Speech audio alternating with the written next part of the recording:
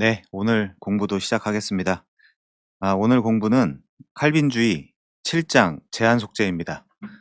지난 시간에는 속죄의 범위를 다루면서 제한 속죄를 배우기 전에 미리 제한 속죄에 대해 좀 살펴봤고요. 오늘은 이 본 내용으로 들어가서 공부를 해볼 텐데, 지금 이 본 책에 이 7장에 나와 있는 제한 속죄는 살짝은 좀 모호하긴 합니다. 이제 그런 부분들에 대해서 좀 말씀을 드려가면서 강의를 시작하겠습니다. 자, 우선 왼쪽에 보면요. 칼빈주의 3대 신학자 중에 한 분이죠. 벤자민 워필드가 이런 말을 했네요. 우리는 고상한 가치의 속죄 교리와, 이게 첫 번째고요. 두 번째, 광범위하게 확장되는 속죄 교리 가운데 하나를 선택해야 된다.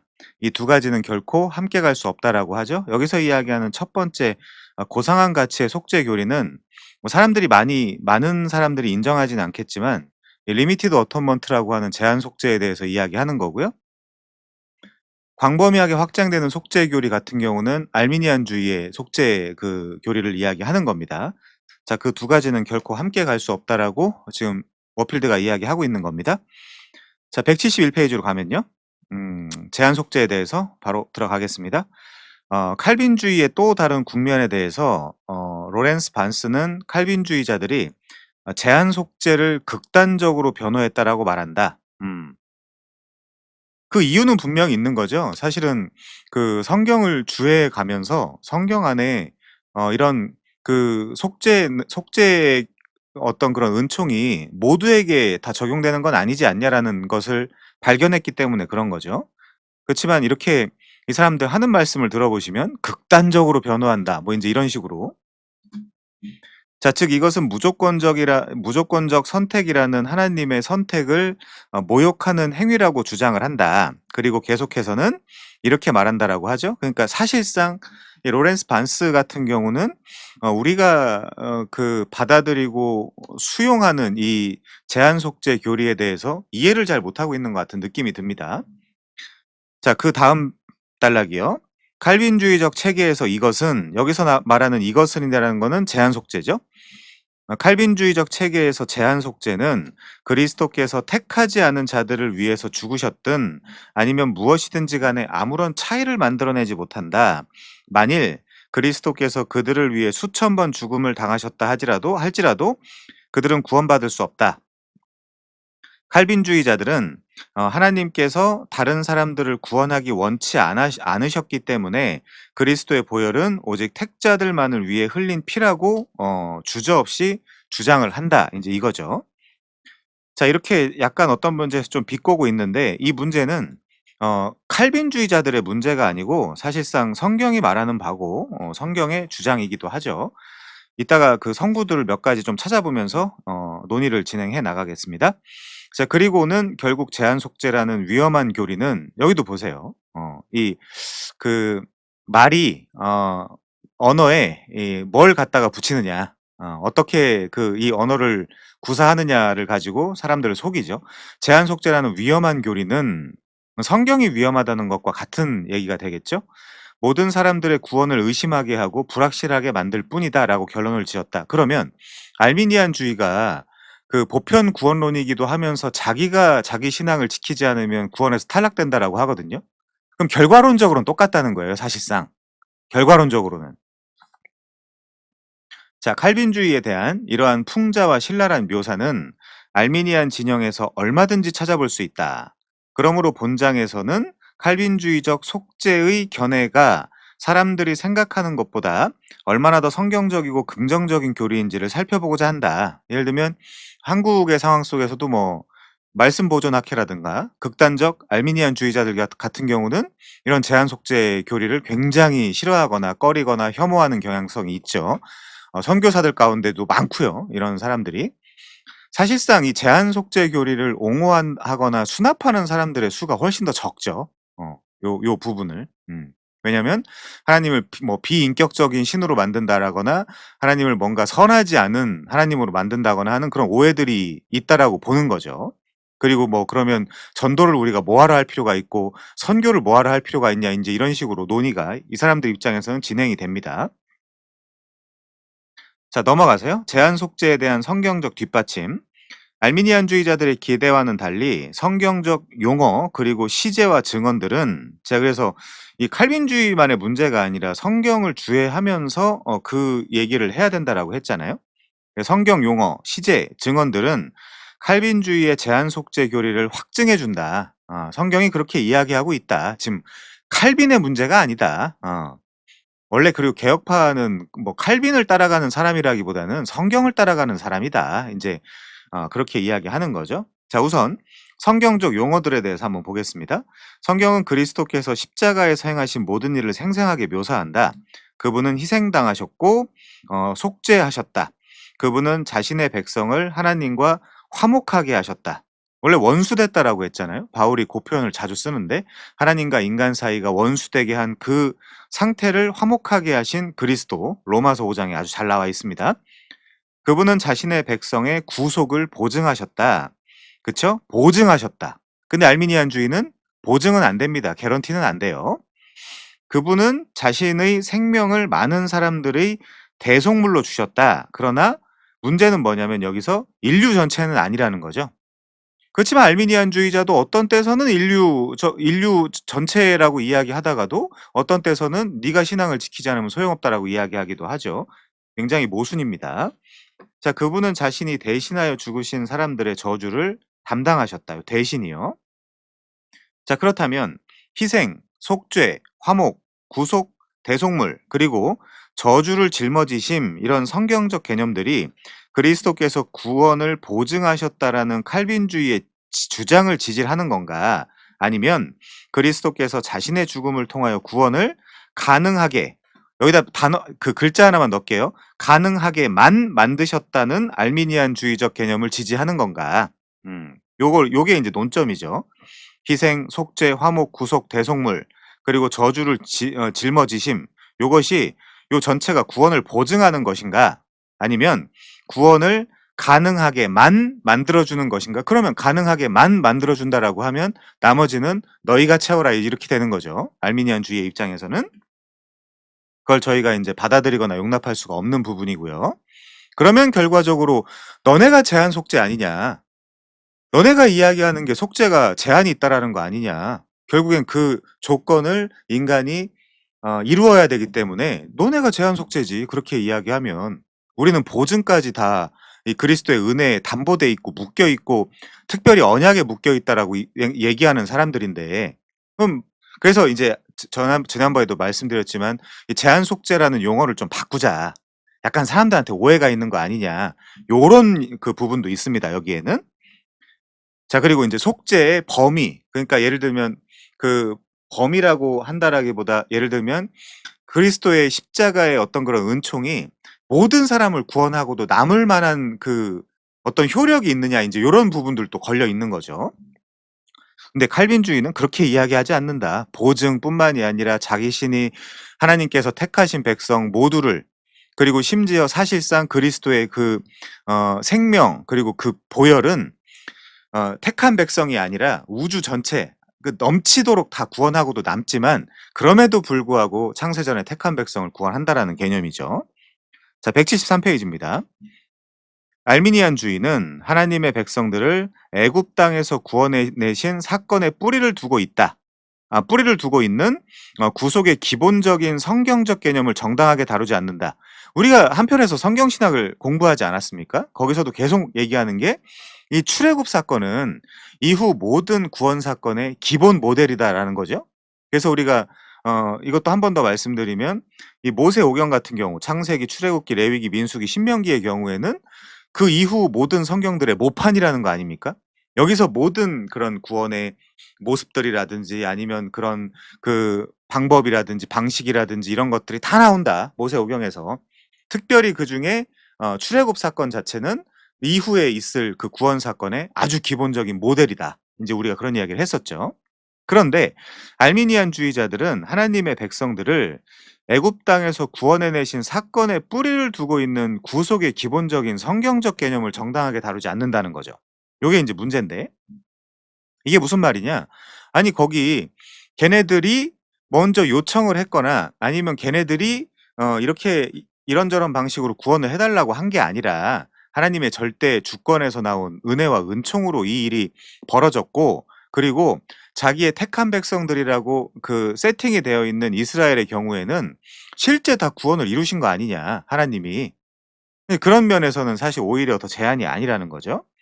자, 그래서 구속은 애굽에서의 종된 생활에 대한 해방을 가능하게, 여기도 다 글자 하나 집어넣을게요. 구속은 애굽에서의 종된 생활에 대한 해방을 가능하게만 만들어 준 것이 아니다. 실제 가능하게 했다 하나님이. 음. 그래서 택한 백성들에 있어서는 제한이 없었다. 아. 자, 그것은 실제로 종된 생활로부터 백성들을 해방시켜 하나님께서 지정하신 땅으로 이끌어 가신 것이다라고 할 때, 문제는 그거죠. 여기서도 유아 세례의 교리가 나오는 거 아닙니까?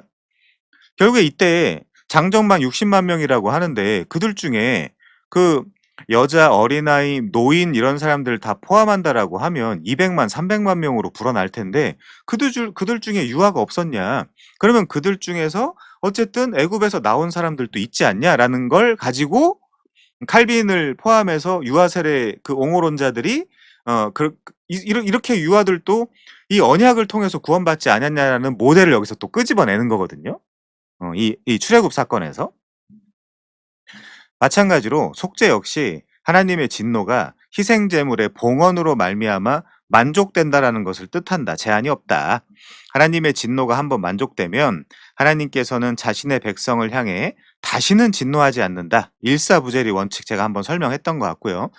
그리스도께서 혹은 어린 양이 심판을 받았다라고 하면 또 심판을 한다고? 그 어린 양 때문에 대속을 하고 그리스도 때문에 대속을 한 누군가가 있다라고 하는데, 그 사람들의 죄 때문에 또 그 사람을 또 심판한다고? 이게 말이 안 된다는 얘기죠. 자, 대속물이란 몸값으로서 속전이라고 했잖아요. 리트론, 아포 리트로시스, 프라이스 오브 랜섬 프라이스, 뭐 여러 가지로 표현할 수 있는데, 종의 몸값이라는 개념이 기본적으로 세팅된 표현입니다. 이 대속물이라는 표현은.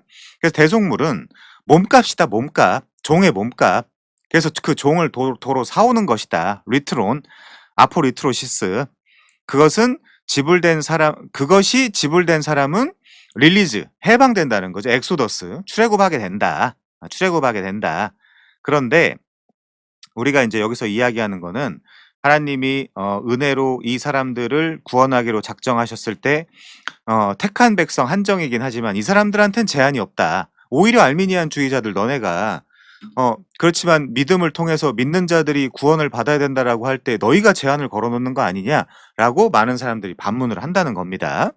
그래서 사실상 어떻게 보면 이게 지금 종합적이고 입체적으로 지금 이해를 못하고 있는 게 아닌가. 지금 이 이야기를. 그러니까 칼빈주의다. 이름도 되게 좀 세 보이죠. 뭐 약간 총 이름 같기도 하고.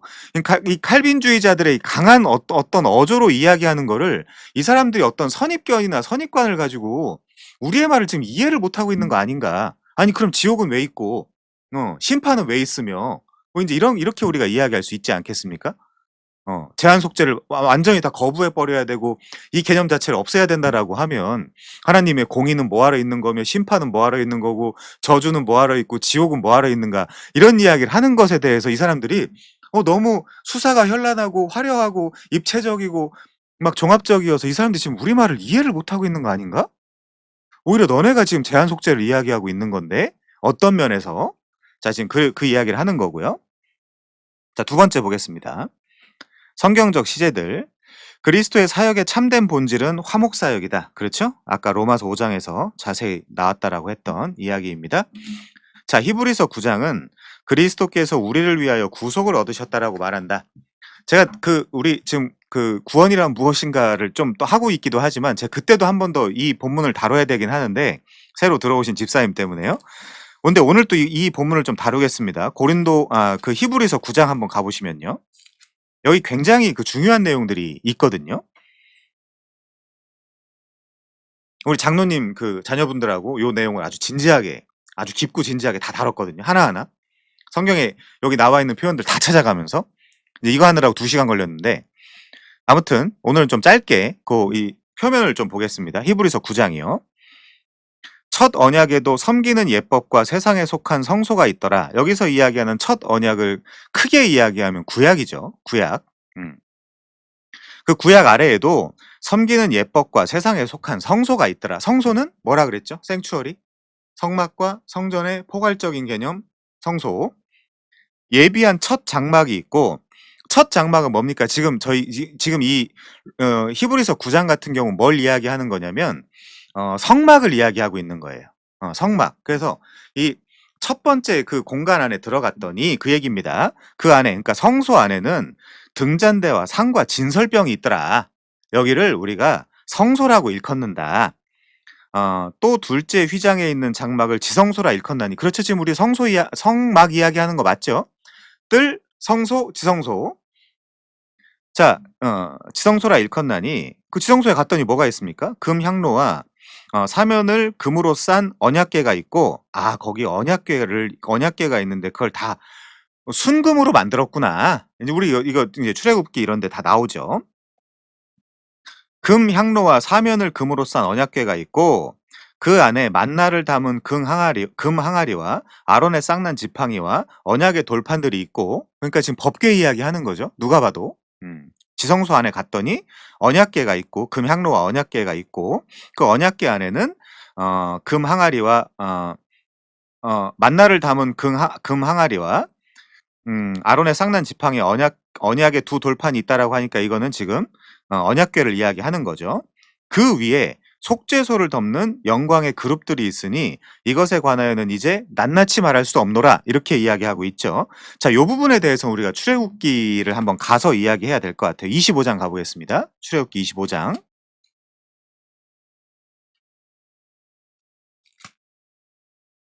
저희 17절부터 볼게요. 출애굽기 25장 17절부터요. 여기도 그 같은 내용이죠. 뭐 위에 보셔도 그 증거판을 궤 속에 넣으라고 하니까 이제 그 이야기입니다. 17절부터 보시면요. 순금으로 속죄소를 만들어라. 이 속죄소는 영어 성경에는 멀시싯 이렇게 되어 있어요. 혹은 아톤먼트 커버라고 되어 있습니다. 그러니까 그 속죄하는 뚜껑이다, 그 뜻이거든요. 속죄소가 또 속죄하는 뚜껑, 혹은 시은자라고도 하죠. 은혜의 장소, 은혜의 좌소, 뭐 이렇게 이야기하는. 그러면 여기서 지금 17절에서 이야기하는 속죄소는 법궤 뚜껑이에요. 지금 법궤랑 법궤 뚜껑을 지금 구분해서 설명을 하고 있는 겁니다. 자, 17절 순금으로 속죄소를 만들되 길이는 2규빗 반, 너비는 1규빗 반이 되게 하라. 멀시싯, 어토먼트 커버. 요게 이제 카포레트인데 히브리어로는, 헬라어로는 힐라스테리온이에요. 요게 속죄, 장소, 이제 이런 뜻이죠. 자, 18절이요. 금으로 그룹 둘을 속죄소 두 끝에서 쳐서 만들되, 그러니까 이 뚜껑에 저 끝과 저 끝에다가 금으로 뚜껑이랑 한 번에 그 그룹들의 형상을 만들라는 거예요, 지금. 그 얘기입니다. 한 그룹은 이 끝에, 또 한 그룹은 저 끝에, 곧 속죄소 두 끝에, 그러니까 뚜껑 저 끝과 이 끝에 속죄소와 한 덩어리로 연결할지며, 그렇게 이제 만들라라는 거죠. 한 번에. 그룹들은 그 날개를 높이 펴서 그 날개로 속죄소를 덮으며 그 얼굴을 서로 대하여 속죄소를 향하게 하고, 속죄소를 궤 위에 얹고, 그렇죠? 궤 위에 얹으라고 하면 뭡니까? 이게 속죄소가? 법궤? 뚜껑인 거예요. 아토먼트 커버. 자, 내가 내게 줄 증거판을 궤 속에 넣으라. 요 증거판이라는 거는 문맥적으로 십계명이 되겠죠. 자, 그 속죄소에서, 거기서 내가 너와 만나고 속죄소 위, 곧 증거궤 위에 있는 두 그룹 사이에서 내가 이스라엘 자손을 위하여 내게 명령할 모든 일을 내게 이르리라 라고 이야기한 데가 바로 여기죠. 자, 이거 이해한 상태에서 다시 히브리서 9장 5절 가면요. 그 위에 속죄소를 덮는 영광의 그룹들이 있으니 이것에 관하여는 이제 낱낱이 말할 수 없노라. 이 모든 것을 이같이 예비하였으니 제사장들이 항상 첫 장막에 들어가 섬기는 예식을 행하고, 그렇죠? 제사장들이나 아니면 이 제사를 수종드는 사람들은 이 첫 장막까지는 들어갈 수 있었잖아요. 성소까지는. 거기까지 왔다 갔다 하고 수종도 들고 물 떠와라 하면 물 떠오고, 뭐 이거 가져와라 저거 가져와라 하면 가져오고, 이제 그럴 수 있었단 말이죠. 성소까지는. 자, 그런데 7절 보겠습니다.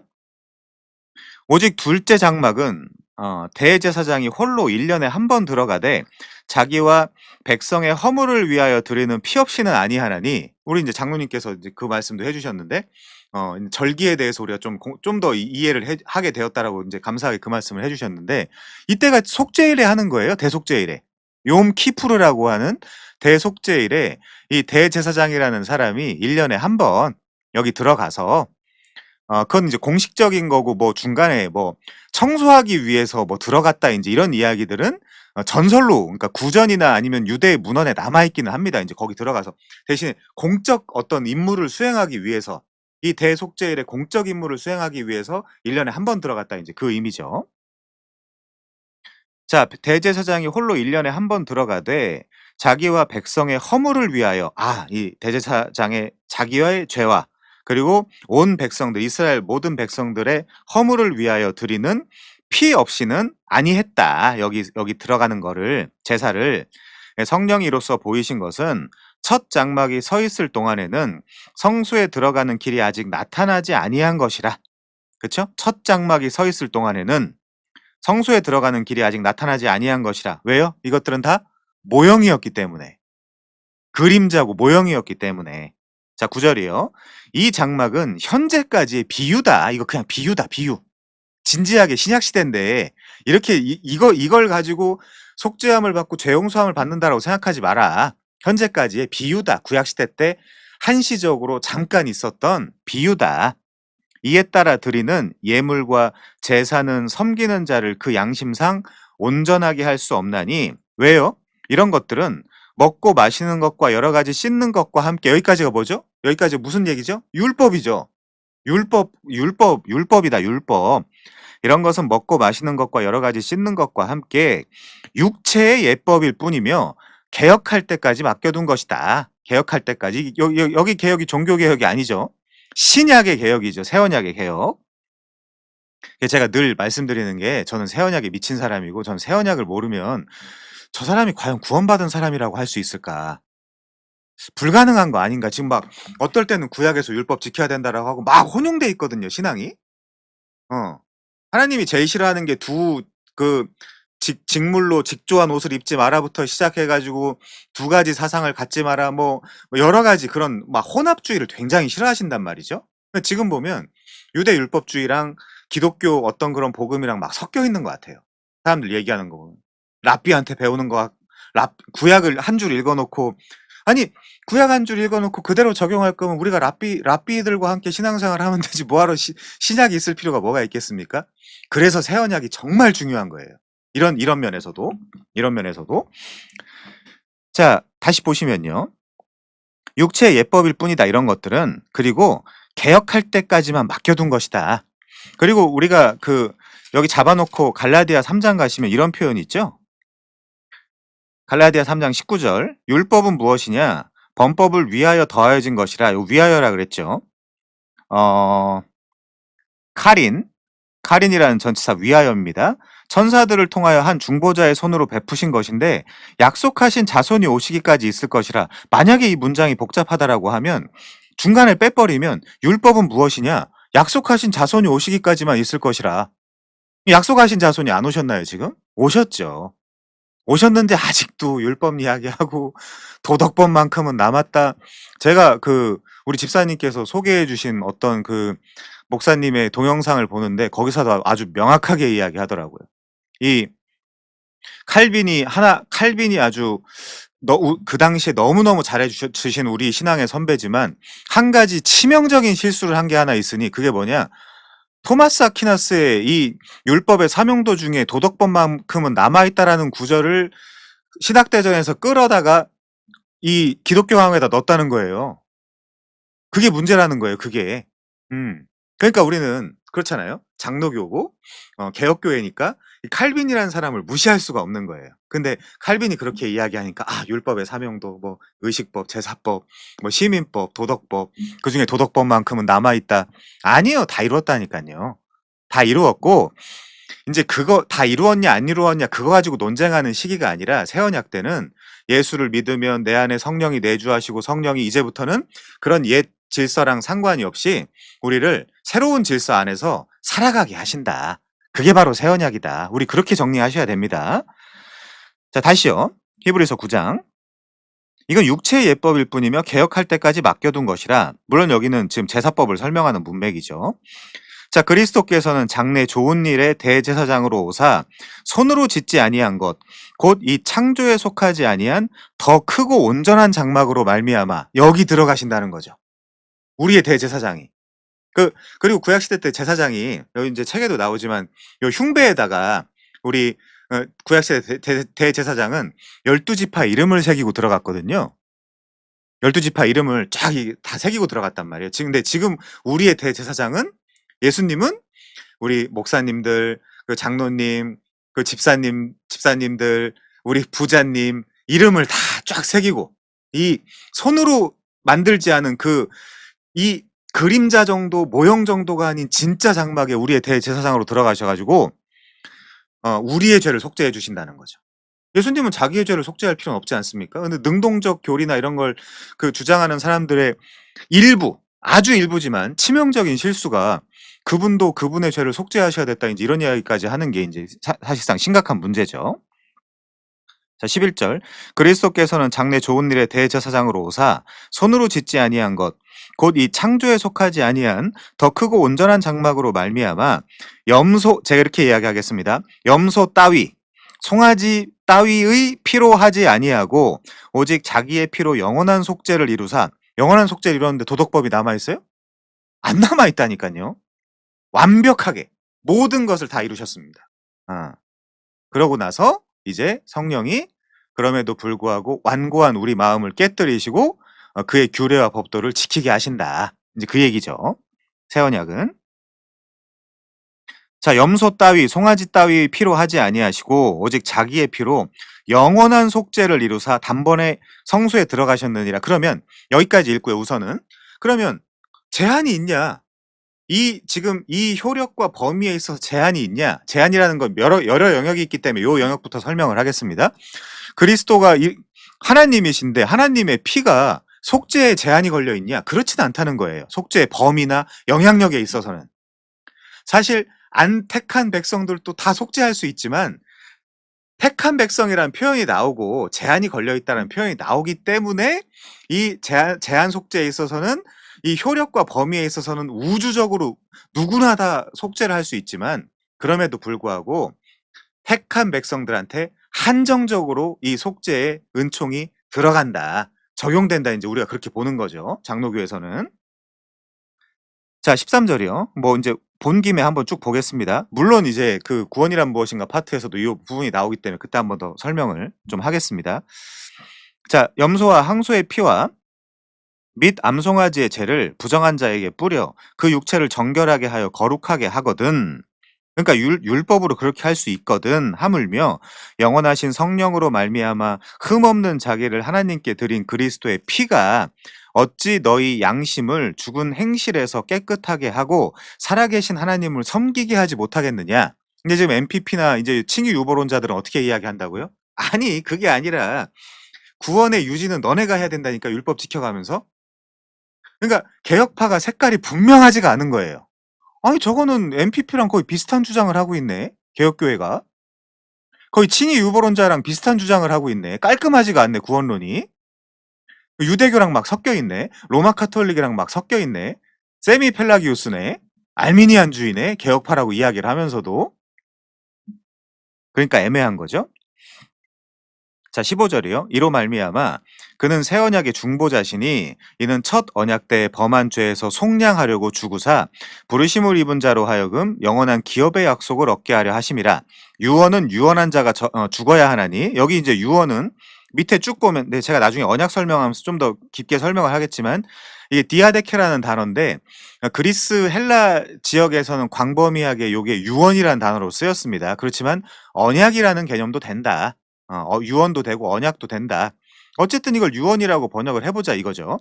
그럼 유언이라고 번역을 해도 유언은 혹은 언약은 언약한 자가 혹은 유언한 자가 죽어야 되나니 유언은 그 사람이 죽은 후에야 유효한 즉 맞죠? 유언한 자가 살아있는 동안에는 효력이 없느니라. 이러므로 첫 언약도 피 없이 세운 것은 아니니 여기 어디죠? 출애굽기 24장이죠. 출애굽기 24장. 모세가 율법대로 모든 계명을 온 백성에게 말한 후에 송아지와 염소의 피와 물과 붉은 양털과 우슬초를 취하여 그 두루마리와 온 백성에게 뿌리며 이르되 이는 하나님이 너희에게 명하신 언약의 피라 하고. 첫 언약 때도 언약의 피가 있었구나. 그러면 새 언약 때는요? 누가복음 22장 18절 이하에 보면 내가 이 잔으로 새 언약을 맺으리라. 거기도 언약의 피가 있죠. 그리고 그 분이 죽어서, 그 유언한 사람이 죽어서 유효하게 되었죠. 이 언약이 혹은 유언이 뭐라고 번역해도 상관없는데, 물론 타이트하게 유언만 해야 된다, 언약만 해야 된다라는 뭐 그 논쟁은 있긴 합니다. 자, 또한 이와 같이 피를 장막과 섬기는 일에 쓰는 모든 그릇에 뿌렸느니라. 율법을 따라 거의 모든 물건이 피로써 정결하게 되나니 피 흘림이 없은즉 죄사함이 없느니라. 자, 온 김에 다 읽어볼게요. 28절까지. 그러므로 하늘에 있는 것들의 모형은, 이게 다 모형이라는 거예요. 율법이. 구약의 율법이. 이런 것들로서 정결하게 할 필요가 있었으나 하늘에 있는 그것들은 이런 것들보다 더 좋은 제물로 할지니라. 성령으로 잉태하여 흠없고 점없는 우리 주 예수 그리스도 어린 양. 더 좋은 제물. 더 좋은 제물이 아니라 이분만이 제물이죠. 이분만이 제물.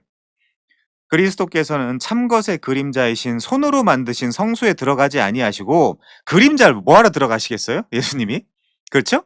그림자 따위인 손으로 만든 성소에 들어가지 아니하시고, 하나님도 그러죠? 사무엘하 7장에서 내가 언제 이스라엘 12지파들 중에 하나에게 내 집 지어달라고 이야기한 적이 있냐? 이제 그런 말씀 하시죠. 자, 바로 그 하늘에 들어가사 이제 우리를 위하여 하나님 앞에 나타나시고 대제사장이 해마다 다른 것의 피로써 성소에 들어가는 것 같이 자주 자기를 드리려 하지 아니하실지니. 왜요? 왜 그렇죠? 이분의 속죄는 한 영원한 제사로 완전하기 때문에. 그런 면에선 제한이 없다는 거예요, 속죄가. 그런 면에선. 이 제한 속죄라는, 사람들의 오해, 이 제한 속죄라는 게 이 모든 사람들을 구원할 수 없어서 이 효력이 여기까지밖에 못 미쳐서 리미티드 어톤먼트인가라고 생각하는 사람들이 많거든요. 이 책에도 그런 소개를 합니다, 조금 있다가. 근데 그게 아니라 그 대제사장이 해마다 다른 것의 피로써 성소를 들어가는 것 같이 자주 자기를 드리려고 아니할지니. 왜 그러냐? 우리가 계속 읽을 거지만 10장 10절에 보면요, 단번에 들이심으로 말미암아, 예수 그리스도의 몸을 단번에 들이심으로 말미암아 우리가 거룩함을 얻었다. 12절이요. 한 영원한, 오직 그리스도는 죄를 위하여 한 영원한 제사를 드리시고 하나님 우편에 앉았다. 14절이요. 그가 거룩하게 된 자들을 한 번의 제사로 영원히 온전하게 했다.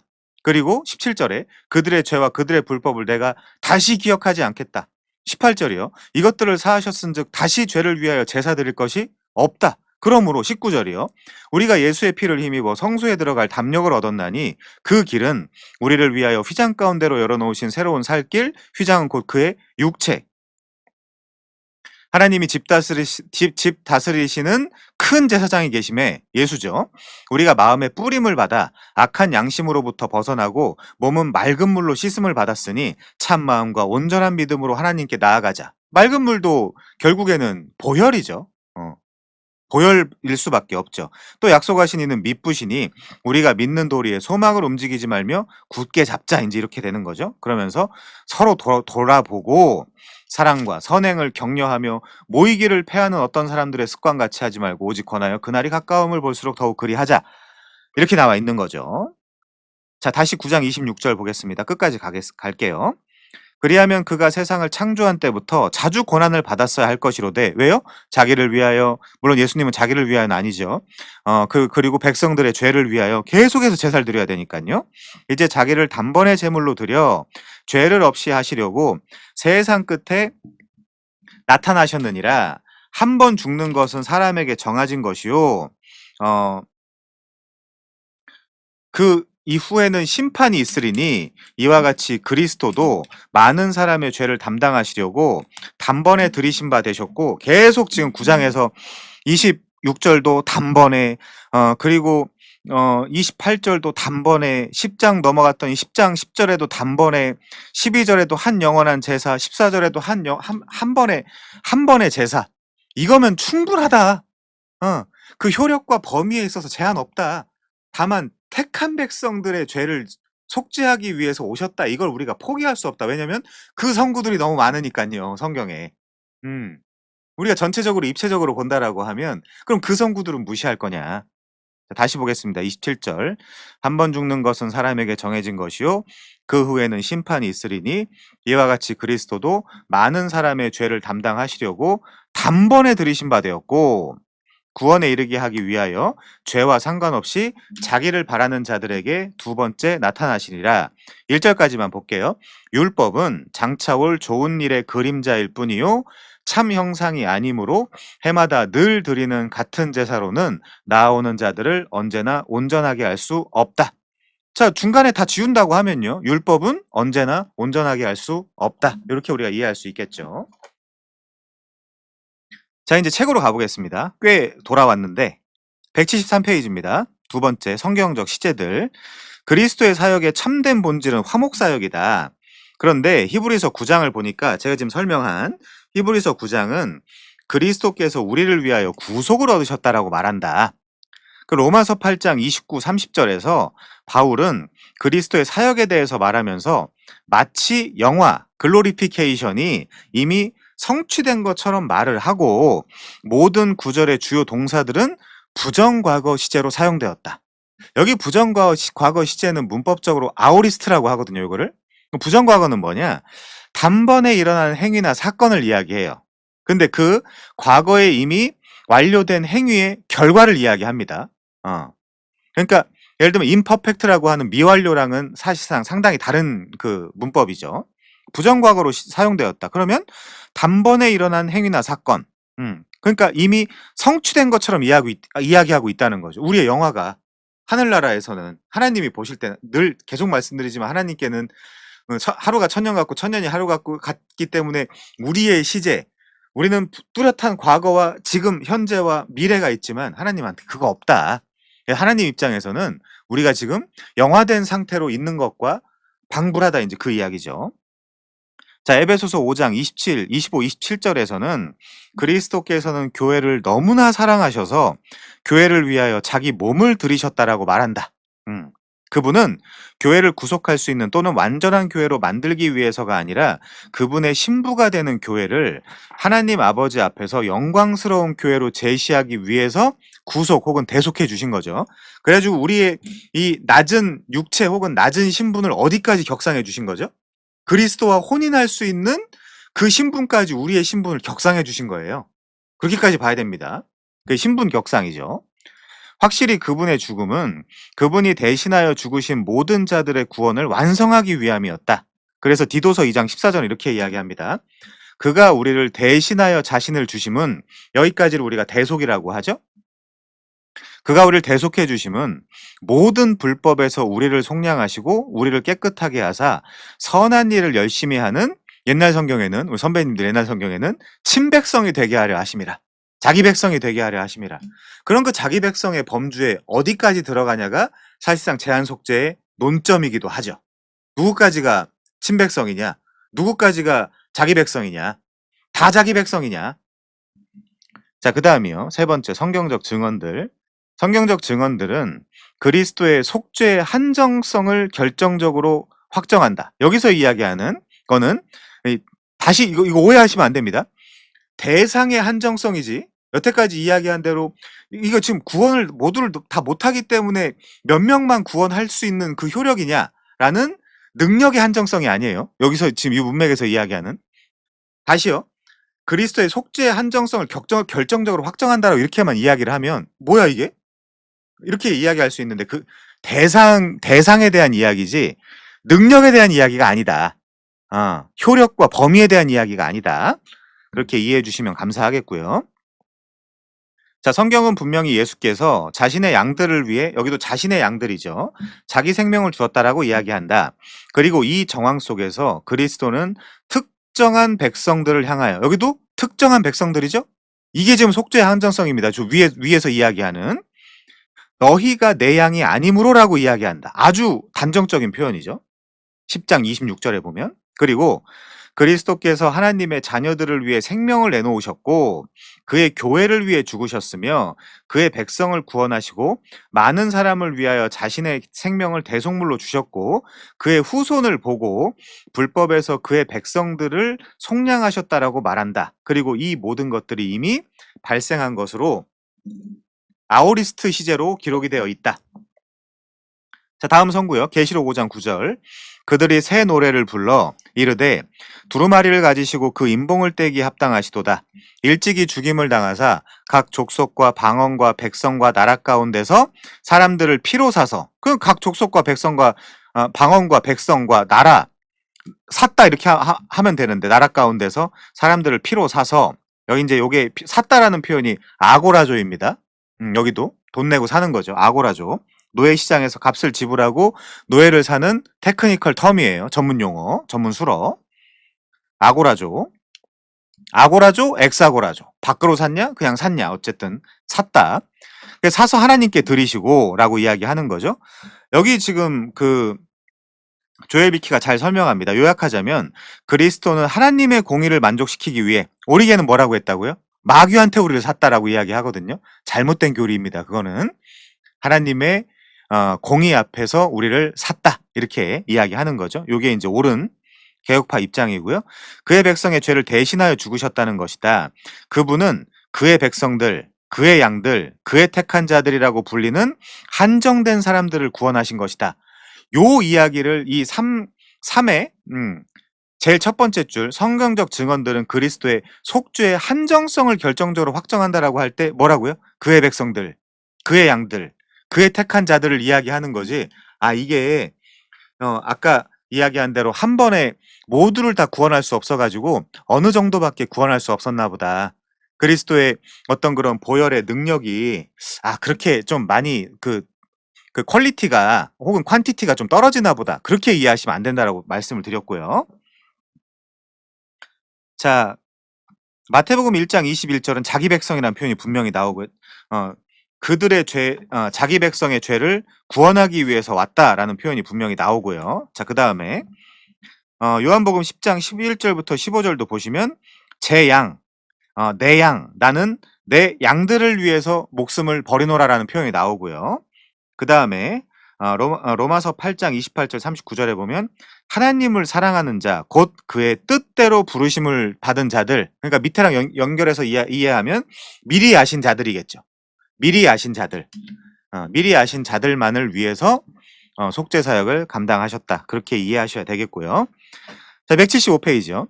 하나님의 선택과 성령의 부르심과 그리스도의 속죄는 모두 다 유효하다.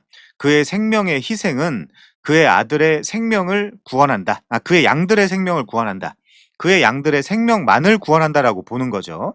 근데 이제 이게 잔혹하게 보인다. 하나님이 사랑의 하나님인데 어떻게 그럴 수 있냐라고 제가 지난번에 이야기한 대로 아미랄도 스파.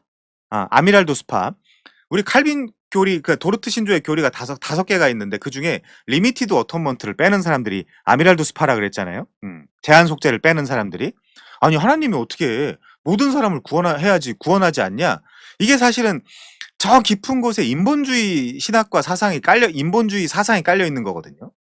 하나님이 모두를 구원해야 되는 이유가 뭐죠? 그러니까 한때 그런 그 버스 광고가 굉장히 붙어서 다녔습니다. 법정 스님이라는 분이 버스 광고에다 검색하면 나올 텐데 예를 들면 그런 이야기를 했었어요.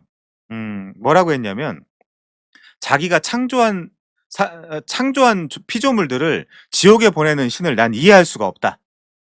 내가 지옥에 가서 그들을 구원하겠다. 막 이제 이런 이야기를 하기도 했었거든요.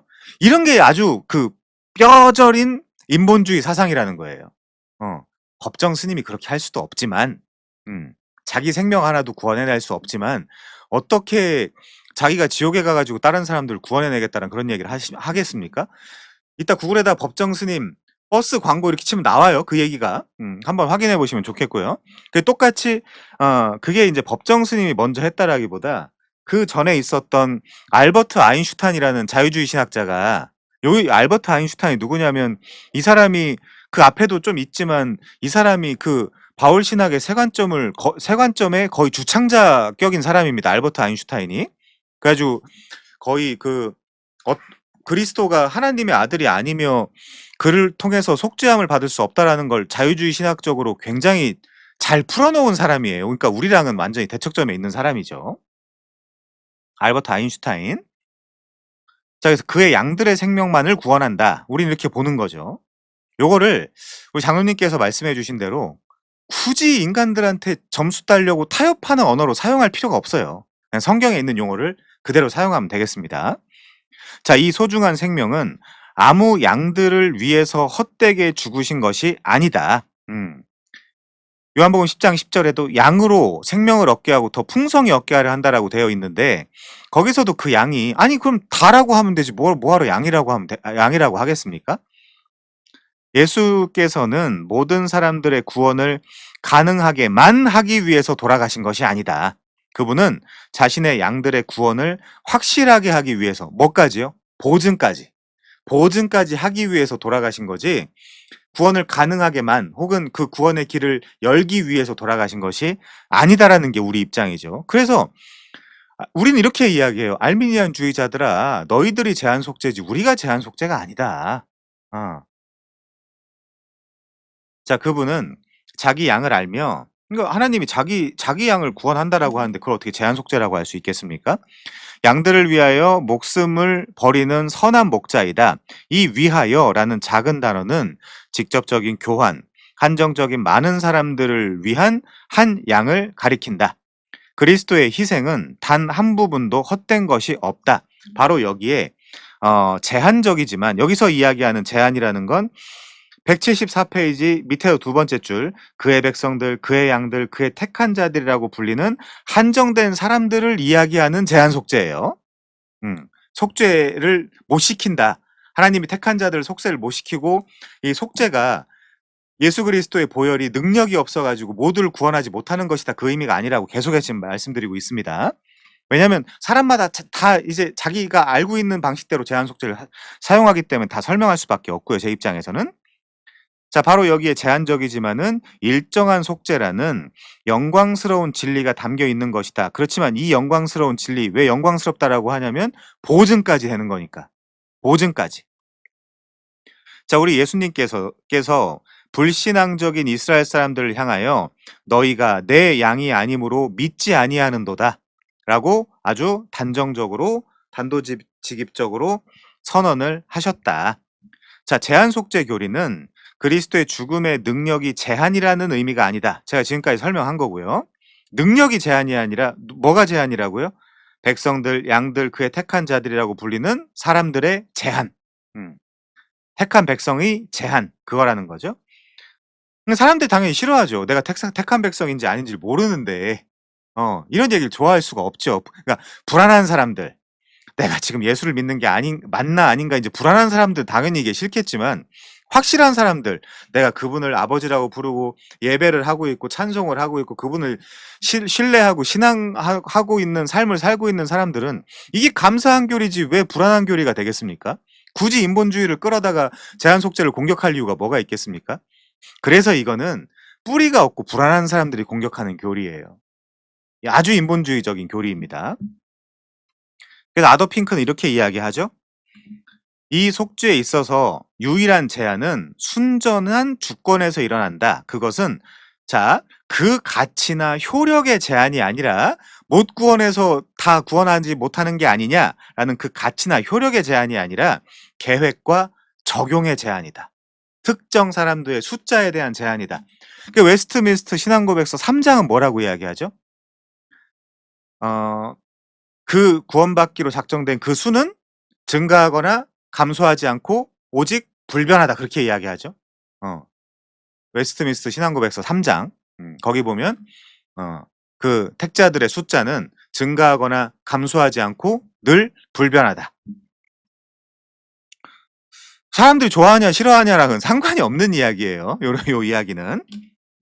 자, 그리스도께서는 하나님 아버지께서 선택하신 백성들을 위하여 그리고 자신이 중보하는 백성들을 위하여 돌아가셨다. 친백성, 자기 백성, 내 양, 그의 택한 자들. 자, 요한복음 17장 9절은 그리스도께서 특별히 오직 이 백성들을 위해 중보하며 기도하신다라고 말씀하고 있다. 이제 요거죠. 자, 넘어가세요. 내가 그들을 위하여 비옵나니 내가 비옵는 것은 세상을 위함이 아니요 내게 주신 자들을 위함이니이다. 그들은 아버지의 것이로소이다. 자, 요한복음 17장 가서 좀 또 보겠습니다. 요한복음 17장 조금만 읽어보면 자, 1절이요. 예수께서 이 말씀은 요한복음 17장의 별명은 뭐죠? 우리의 대제사장이신 예수 그리스도의 기도 이렇게 되어 있거든요. 뭐 대제사장적 기도 이렇게 이야기하는데 대제사장의 기도 이렇게 이야기하는 게 좋겠죠. 예수께서 이 말씀을 하시고 눈을 들어 하늘을 우러러 이르시되 아버지여 때가 이르렀습니다. 아들을 영화롭게 하십시오. 아들로 아버지를 영화롭게 하십시오. 자, 2절이요. 자, 이게 되게 중요합니다. 대제사장이 뭐라고 말씀을 하시냐? 아버지께서 아들에게 주신 모든 사람들에게, 자, 여기 모든 사람들이라는 표현이 나오지만 저는 이 표현이 아들에게 주신 모든 사람이라 전체 성경에 다 그 적용되고 구현돼야 된다는 입장이에요. 왜냐? 예수님이 이렇게 말씀하셨으니까. 모든 사람들이 구원받길 원하신다. 이제 이런 성구들이 많이 있잖아요. 그렇지만 그거 가지고 이야기할 문제가 아니다, 지금. 여기 지금 분명히 우리의 대제사장이신 예수님이 2절에서 아버지께서 아들에게 주신 모든 사람. 그러면 이 대제사장이신 예수님이 모든 사람이라고 할 때는 아버지께서 아들에게 주신 모든 사람이라고 모든 성경에 적용돼야 되지 않을까요? 지금 대제사장이 말씀하고 계신데. 자, 아버지께서 아들에게 주신 모든 사람에게 영생을 주게 하시려고 안 주신 사람들도 있다는 거죠. 그리고 그 하나님의 아들들이 사람의 딸들과 결혼했다. 안 주신 사람도 있다는 거예요. 성경을 가만히 보면 여기저기 많이 있습니다. 그게. 아버지께서 아들에게 주신 모든 사람에게 영생을 주게 하시려고 만민을 다스리는 권세를 아들에게 주셨음이로소이다. 영생은 곧 유일하신 참 하나님과 그가 보내신 자 예수 그리스도를 아는 것이다. 관계까지 포함하는 지식을 이야기하는 거죠. 아버지께서 내게 하라고 주신 일을 내가 이루어 아버지를 이 세상에서 영화롭게 하였사오니 아버지여 창세전에 내가 아버지와 함께 가졌던 영화로서 지금 예수님도 지금 육체에 묶여 있잖아요. 예수님도 현재, 과거, 미래가 있잖아요. 지금 12살이라는 표현도 있고 자랐고 지금 어떤 시 공간에 묶여 있고 지금은 그렇잖아. 인카이네이션 해가지고 이 땅에 들어오셨으니까 하나님이셨어도 육체에 갇혀 있죠. 지금. 아버지여 창세전에 내가 아버지와 함께 가졌던 영화로서 지금도 아버지와 함께 나를 영화롭게 하옵소서. 자, 6절 중요하죠. 세상 중에서 내게 주신 사람들에게, 여기도 내게 주신 내가 아버지의 이름을 나타냈습니다. 그들은 아버지의 것이었는데 내게 주셨으며 그들은 아버지의 말씀을 지켰습니다. 지금 그들은, 그럼 그들이 누구겠어요? 6절에 내게 주신 그들, 아버지께서 내게 주신 것이 다 아버지로부터 온 것인 줄을 알았나이다. 나는 아버지께서 내게 주신 말씀들을 그들에게 주셨사오며, 그들이 누구겠어요? 6절에 내게 주신 그들, 그들은 이것을 받고 내가 아버지께로부터 나온 줄을 참으로 아오며 아버지께서 나를 보내신 줄도 믿었사옵나이다. 내가 그들을, 6절에 내게 주신 그들을 위하여 비옵나니 내가 비옵는 것은 세상을 위함이 아니요 내게 주신 자들을 위함이니이다. 그들은 아버지의 것이로소이다. 그러면 요한복음 10장 언어로 하면요, 제 양, 내 양, 내 양은 내 음성을 듣는다라고 하는 그 양, 그 특정한 양, 속죄받기로 한 그 숫자에 제한이 걸려 있는 그 양들, 그들, 내 것은 다 아버지의 것이요 아버지의 것은 다 내 것이온데 내가 그들로 말미암아 영광을 받았나이다. 나는 세상에 더 있지 아니하오나 그들은 세상에 있사옵고, 그들, 내게 주신 그들, 나는 아버지께로 가옵나니 거룩하신 아버지여 내게 주신 아버지의 이름으로 그들을 보전하사 우리와 같이, 그들도 에하드예요. 이게 히브리어로 하면 에하드, 하나가 되게 하옵소서. 내가 그들과 함께 있을 때에 내게 주신 아버지의 이름을 그들을 보존하고 지켰나이다. 그 중에 하나도 멸망하지 않고 다만 멸망의 자식뿐이오니 이는 성경을 응하게 하려 함이니이다. 그 중에 하나도 내게 주신 그들, 그 내게 주신 양, 그들 중에 하나도 멸망하지 않는다. 우린 그래서 속죄가, 야 알미니안주의자들아, 니네가 속죄가 제한이 걸려 있지, 니네가 믿어야 되고 니네가 그 믿음을 지켜야 된다라고 하면 니네가 제한 속죄를 이야기하는 거지, 우리가 어디 제한 속죄를 이야기하는 거냐. 다만 우리는 하나님의 백성들의 그 한정한 사람들, 그 인원들만 이야기를 하는 거지, 너네들은 실제 구원을 못 받게 이야기하고 있다. 그러므로 실제 워드 플레이를 하자라고 하면 니네가 제한 속죄주의자들이다 라고 이야기할 수 있다는 거예요. 지금 내가 아버지께로 가오니 내가 세상에서 이 말을 하옵는 것은 그들로, 내게 주신 그들로 내 기쁨을 그들 안에 충만히 가지게 하려 함이니이다. 내가 아버지의 말씀을 그들에게 주었사오매 세상이 그들을 미워하였으니, 미워하는 사람들이 있죠. 여기도. 이 미워하는 사람들이 제한 속죄에 걸려 있는 사람들일 거 아닙니까? 세상. 아니, 세상이 그러면 우주가 그냥 미워해요? 사람들이 미워하는 게 아니라? 말이 안 되죠. 그들도 세상에 속하지 아니함으로 이남이니이다. 내가 비옵는 것은 그들을 세상에서 가시기를 위함이 아니요 다만 악에 빠지기를 보존하시기를 위함이니이다. 내가 세상에 속하지 아니함 같이 그들도 세상에 속하지 아니하였사옵나이다. 요한복음 1장 13절식으로 이야기하면 혈통으로나 육정으로나 사람의 뜻으로 나지 아니하고 오직 하나님께로 난 자들을 이야기하는 거겠죠. 하나님께로 난 자들. 그들을 진리로 거룩하게 하옵소서. 아버지의 말씀은 진리이니다. 아버지께서 나를 세상에 보내신 것과 같이 나도 그들을 세상에 보내었고, 또 그들을 위하여, 세상에 보내면 막 뭐 나무나 풀이나 꽃이, 동물이나 얘네들을 괴롭히나요? 아니죠. 유대 율법주의자들이나 아니면 이런 그 속죄함 받지 않게 예정된 사람들이 이들을 괴롭히겠죠. 그럼 그 결과적으로 구원을 받지 못하는, 속죄가 제한 걸린 사람들이 있단 이야기잖아요. 또 그들을 위하여 나를 거룩하게 하오니 이는 그들도 진리로 거룩함을 얻게 하려 함이니이다. 내가 비옵는 것은 이 사람들만을 위함이 아니요 또 그들의 말로 말미암아 나를 믿는 사람들도 이남이니. 여기서 나를 믿는 사람들은 누구겠어요? 사도행전 13장 48절에 나오는 구원받기로 작정된 자들은 다 믿더라라고 하는 사람들이겠죠. 내 양, 제 양, 그리고 자기 백성, 친백성, 택한 자들. 그게 제한 걸려 있다는 겁니다. 지금 우리 입장에서는요. 아버지와 아버지께서 내 안에, 내가 아버지 안에 있는 것 같이 그들도 하나가 되어 우리 안에 있게 하사 세상으로 아버지께서 나를 보내신 것을 믿게 하옵소서. 여기 세상이 나무, 풀, 꽃 이런 게 아니겠죠.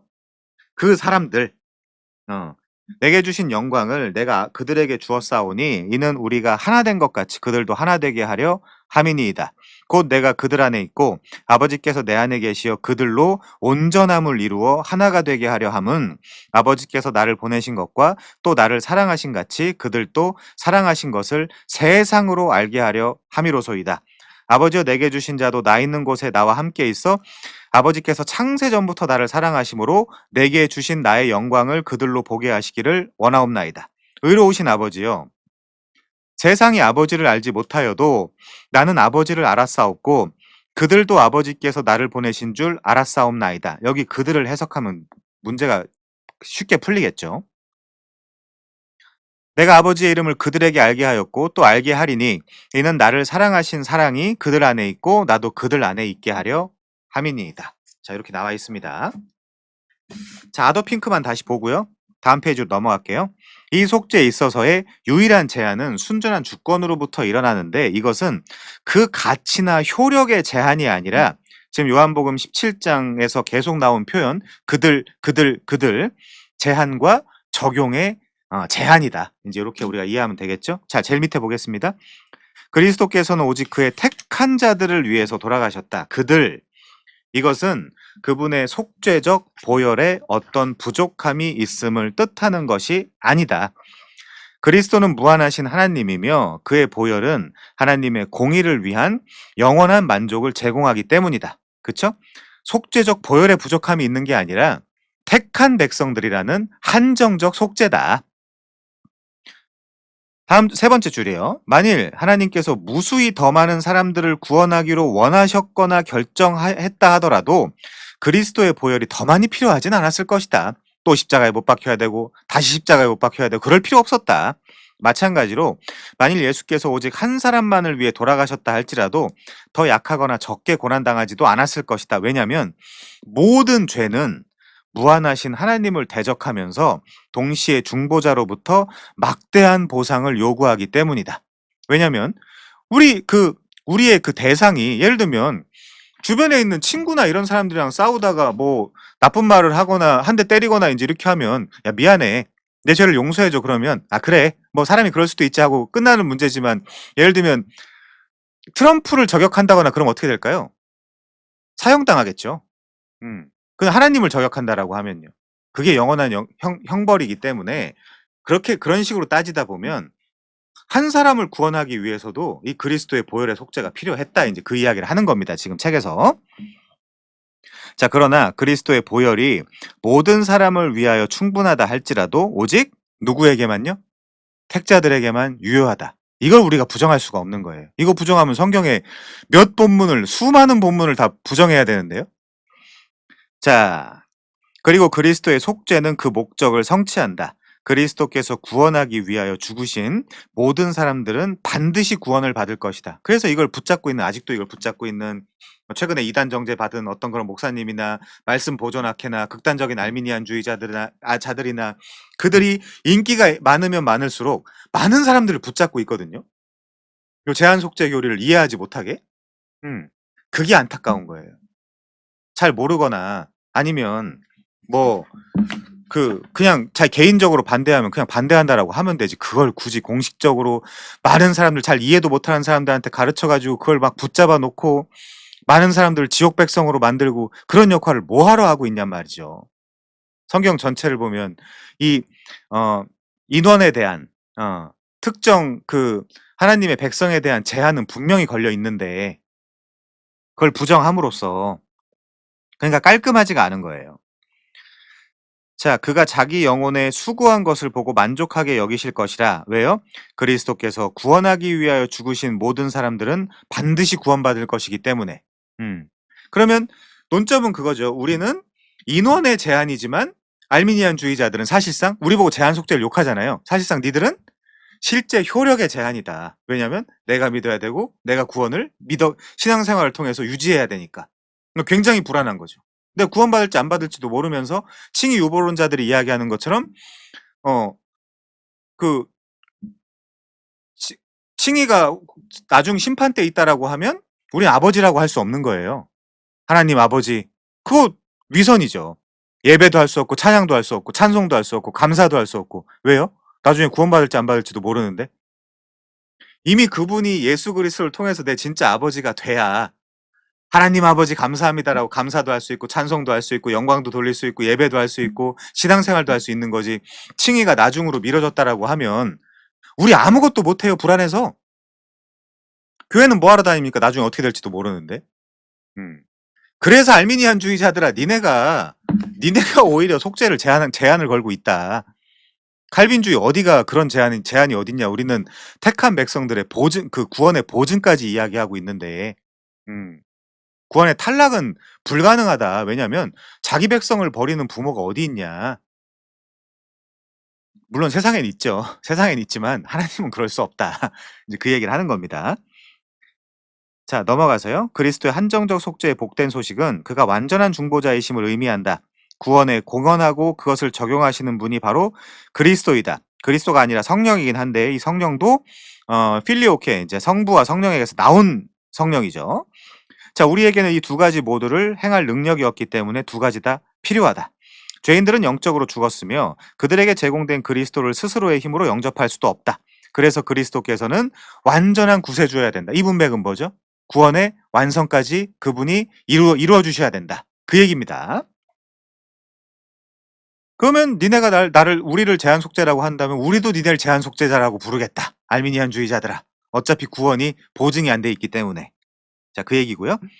그리스도께서 모든 것에 공헌하셨을지라도 하나님의 백성들은 그분에게로 달려갈 다리가 없고 그분을 안을 팔이 없으며 그분에게 입맞출 입술도 없다. 능력이 없다는 거죠. 마치 에스겔 37장의 마른 뼈와 요한복음 11장의 죽은 나사로처럼. 나사로가 어떻게 일어나겠습니까? 나사로야 일어나 나와라. 무덤에서 일어나서 나와라라고 예수님께서 말씀해 주셨기 때문에 그분은 창조주이시며 구속주이시기 때문에 그분의 말 한마디가 썩어가는 나사로를 일어나게 했죠. 일어나게 한 거죠. 그러니까 그분에게 달려있다, 구원은. 그래서 무슨 하나님 100, 인간 100, 우리 그런 얘기 하지 말자. 그런 얘기 하지 말자. 자, 다음이요. 177페이지요. 말장난이죠. 반론에 대한 대답. 제한 속죄에 대한 주요 반론은 성경을 본문적이고도 실제적으로 고찰하는 데 기초에 있다. 자, 본문적 반론이요. 요한복음 3장 16절. 알미니안주의자들이 너무너무 사랑하는 구절이죠. 여기만 보는 것 같아요. 요한일서 2장 2절 같이 세상이라는 단어가 사용된 본문들은 그리스도의 죽음의 대상을 묘사하기 위해 사용되었다는 것이다. 그래서 요한일서 2장 2절 보시면요. 그는 우리 죄를 위한 화목제물이니 우리만 위할 뿐만이 아니라 온 세상의 죄를 위하심이라. 저는 여기 온 세상도 택자라고 생각을 합니다. 그리고 고린도후서 5장 15절 그가 모든 사람을 대신하여 죽으심은 아까 요한복음 17장 2절에 귀속돼야 된다고 그랬죠. 대제사장은 분명히 모든 사람이라는 표현을 할 때 내게 주신 모든 사람이라고 말씀을 하시니까요. 자, 그가 모든 사람을 대신하여 죽으심은 그러니까 이제 여기만 보는 거죠. 살아있는 자들로 하여금 다시는 그들 자신을 위하여 살지 않고 오직 그들을 대신하여 죽었다가 다시 살아나시는 이를 위하여 살게 하려 함이라 라는 말씀과 로마서 8장 32절 자기 아들을 아끼지 아니하시고 우리 모든 사람을 위하여 내어주시니가 여기도 귀속돼야 되겠죠. 대제사장의 기도 내게 주신 모든 자들 이가 그 아들과 함께 모든 것을 우리에게 주시지 아니하겠느냐. 이 반대한다고 하면 지옥은 왜 있습니까? 그럼 하나님 능력의 문제죠. 지옥 보냈다라고 하면 어떤 사람이 지옥에 가 있는 게 현실이라고 하면 이것도 못했다라는 거 아니냐라는 그분의 능력과 그분의 한계를 이야기하는 거죠. 그분이 한계가 있다라고 하면 천국과 지옥이 있는지도 모르고요. 지금 돌아가셨을 수도 있어요. 늙어가지고. 아니, 힘이 다 빠졌거나 어떻게 돼 있는지 몰라요, 지금. 그분이 만약에 그 능력이 제한이 있다라고 흔들리는 흔들리는 뉘앙스를 우리가 조금이라도 제시한다라고 하면 천국을 갈게 될지 안 가게 될지도 모르고 지옥 갈 수도 있어요. 기억력이 잘 안 좋아가지고 이제는 내가 그런 말을 했었어? 그렇게 자기를 부인할 수도 있어요. 미부심도 다 없어질 수도 있어요. 만약 그렇게 된다라고 하면 말이 안 된다. 그 이야기는 말이 안 된다. 여기 모든이라는 단어가 사용된 본문들도 그리스도의 죽음의 대상을 묘사한다라고 주장을 한다. 뿐만 아니라 누가요? 이거 반대하는 사람들이요. 그리스도께서 대신하여 죽으신 어떤 사람들이 멸망에 처하는 듯한 본문도 있다. 만일 음식으로 말미암아 네 형제가 근심하게 되면 이는 내가 사랑으로 행하지 아니함이라. 그리스도께서 대신하여 죽으신 형제를 내 음식으로 망하게 하지 마라. 요 본문도 있고요. 이따 설명할게요. 그러나 백성 가운데 또한 거짓 선지자들이 일어났나니 이와 같이 너희 중에도 거짓 선생들이 있으리라. 그들은 멸망하게 할 이단을 가만히 끌어들여. 그러니까 잘 모르면 얘기를 안 하면 좋겠는데 굳이 그 구독자를 보니까 몇십만 명이더라고요. 거기서 칼빈이 어쩌고 제한 속죄가 어떻고 칼빈은 뭐 개혁 성경은 사탄의 성경이고 그런 이야기를 굳이 하잖아요. 자기들을 사신 주를 부인하고 임박할 멸망을 스스로 취하는 자들이라.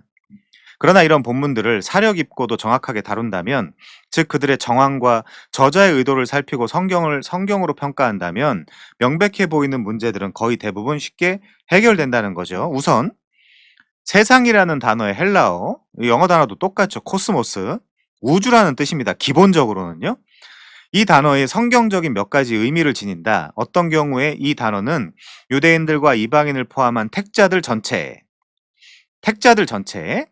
두 번째, 어떤 경우에는 그리스도를 에워싸고 있는 군중들, 특히 유대인 군중들을 가리키는 경우, 그리고 또 다른 경우에 이 단어는 군왕들과 신하들과 같이 모든 종류의 백성들, 네 번째요, 하나님의 의로우신 심판 아래 있는 인류, 그리고 세상과 관련된 천상적이고도 인간적인 악한 왕국, 다섯 번째요, 창조 혹은 지구 자체 혹은 우주, 전통적인 의미에 있어서 질서 있는 우주를 가리킴, 여섯 번째요.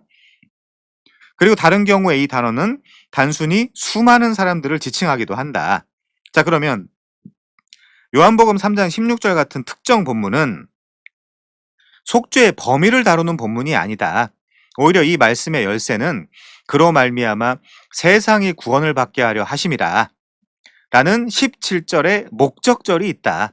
여기서 세상은 모든 사람을 의미하는 것이 아니라 심판과 정죄 아래 놓여 있는 세상을 지칭하는 것이다. 그러니까 범위가 아니라 구원에 포커싱이 되어 있다. 그래서 워필드는 이 요한복음 3장의 코스모스는 세상이 너무나 커서 그 세상을 받아들이기 위해서는 엄청난 사랑이라기보다 엄청난 양의 사랑이 필요하다는 것을 제시하려는 것이 아니라 세상이 너무나 악하고 나빠서 그 세상을 구원하기 위해서는 하나님께서 죄인들을 위하여 그의 아들을 주기까지 사랑하셨던 것처럼 엄청난 종류의 사랑이 필요하다는 것을 어 제시하려는 것이라고 지적을 한다. like this에서 이같이라고 이야기하면서 민수기 21장을 인용하기도 하죠. 노뱀처럼 이 모노게네스 아들이 심판을 받아야 된다. 창세기 3장 14, 15, 16절에 의하면 그렇죠. 요한일서 2장 1, 2절에서 사도는 하나님 앞에서 그리스도의 중보가 너무나 완전해서 세상의 죄에 대해 충분하다라고 말한다. 충분하다. 플래너리라는 단어를 많이 쓰고요. 그래서 완전하다, 충분하다, 넘친다. 또한 그는 그리스도께서 들이신 희생이 유대인들이나 단순히 1세기의 적은 숫자의 신자들만을 위한 것이 아니라 모든 시대, 모든 족속과 백성과 방언과 나라를 위한 것이라고 말한다. 자, 존 머리는 이것이 그리스도께서 대신하여 죽으신 사람들이 모든 나라에 흩어져 있음을 의미하는 복음의 인종적 보편주의라고 해석한다.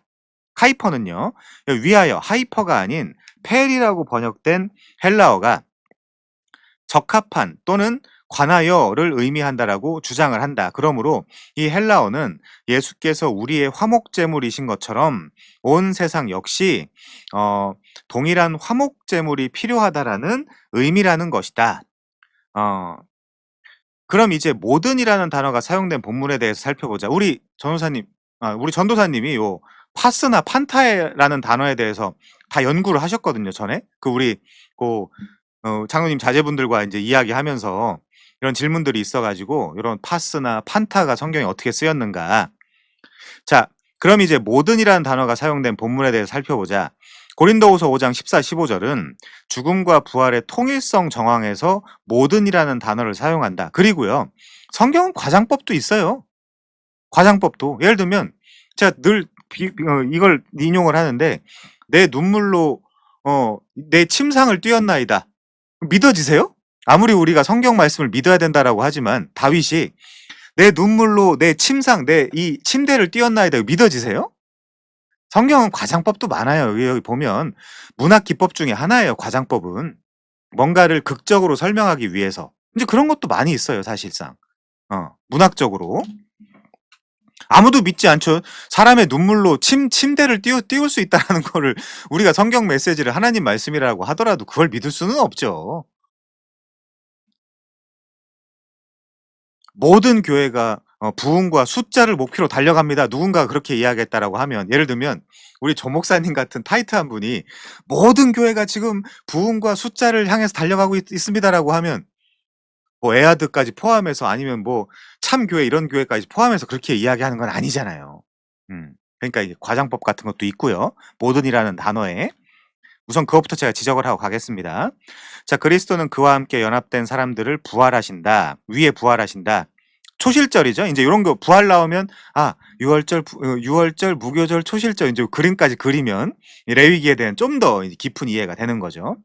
1월 14일, 1월 15일, 1월 16일. 그리고 요 날은 요 날이 볼이었고 저 오순절 그날이 이제 밀이었다. 그래갖고 맥추절은 틀린 개념이었다. 이제 이런 것까지 계속 우리가 상기하다 보면 성경에 더 많은 부분을 우리가 더 알 수 있습니다. 자, 그러므로 그의 죽음 역시 동일하게 간주되어야 한다. 로마서 8장 32절에 우리 모든 사람을 위하여 내어주시니가, 저는 아까 말씀드린 대로 이런 표현들도 예수님이 말씀하신 대제사장의 기도를 하신 이후에 모든 사람은 반드시 요한복음 17장 2절에 내게 주신 모든 자들의 귀속되어서 해석해야 된다고 생각을 해요. 개인적으로는. 자, 이 구절은 그분의 백성을 향한 하나님의 예정과 택한 자를 위한 그리스도의 중보에 대한 말씀이다. 그리스도만이 우리의 중보죠. 우리는 도고입니다. 그리고 디모데전서 2장 4절부터 6절에 있는 모든 사람을 위한 대속물이라는 단어는 분명히 모든 종류의 사람들을 위해 올려진 기도에 관한 것이다. 요걸 우리 전도사님이 잘 푸셨죠. 즉 헬라어와 영어의 용법에 있어서 모든이라는 단어가 항상 모든 개인들을 지칭하는 것은 아니다. 요 모든이 많은으로도 번역될 수 있거든요. 이따가 그 성구 사전이라는 걸 보시면 파스도 그렇고 판타도 그렇고 많은이라고 번역할 수도 있다. 많은. 음. 자, 그러므로 디모데전서 2장 4절이나 6절에 모든이라는 단어가 모든 사람이 회개하고 구원받길 원하신다. 이 모든이라는 단어가 각 개인을 가리킨다고 결론 지을 만한 설득력이 있는 이유는 없다. 우선 대제사장적인 기도에 그렇게 나와 있고요. 이 판타라는 단어가 모든이 아니라 많은이라고 번역된 본문들이 많이 있고요. 그리고 문맥적으로 모든 사람을 위한 대속물이라는 단어가 모든 종류의 사람들을 위해 올려진 기도에 관련된 것이다. 문맥이 그 이야기를 하고 있습니다. 자, 신자가 믿음으로부터 떨어져 나갈 수 있음을 의미하는 듯한 본문들은 어떠한가? 로마서 14장 15절에서 사도 바울은 그리스도께서 대신 죽으신 형제가 믿음으로부터 떨어져 나갈 수 있는 가능성에 관해서 말하는 것이 아니다.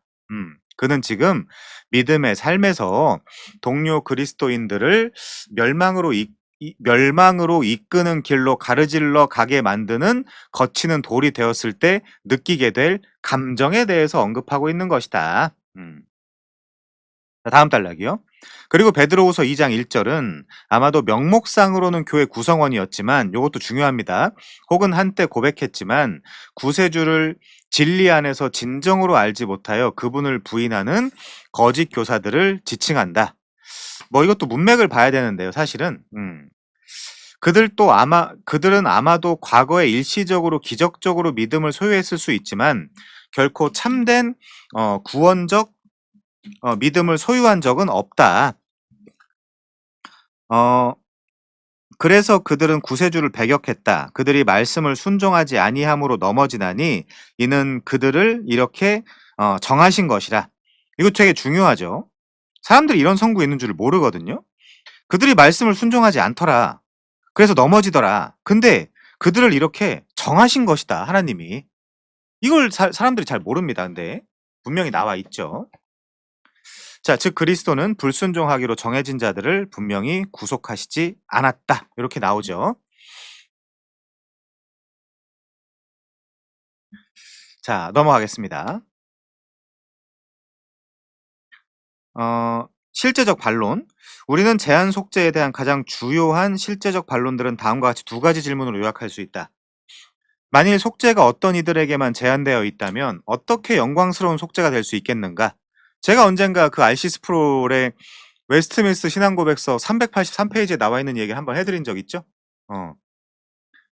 심판도 하나님의 공의적 속성이 분명하게 드러나고 나타나기 때문에 그걸 통해서도 하나님은 영광 받으신다. 왜냐하면 영광 받는다는 게 하나님이 어떠한 분인지가 드러났을 때, 나타났을 때 영광을 받거든요.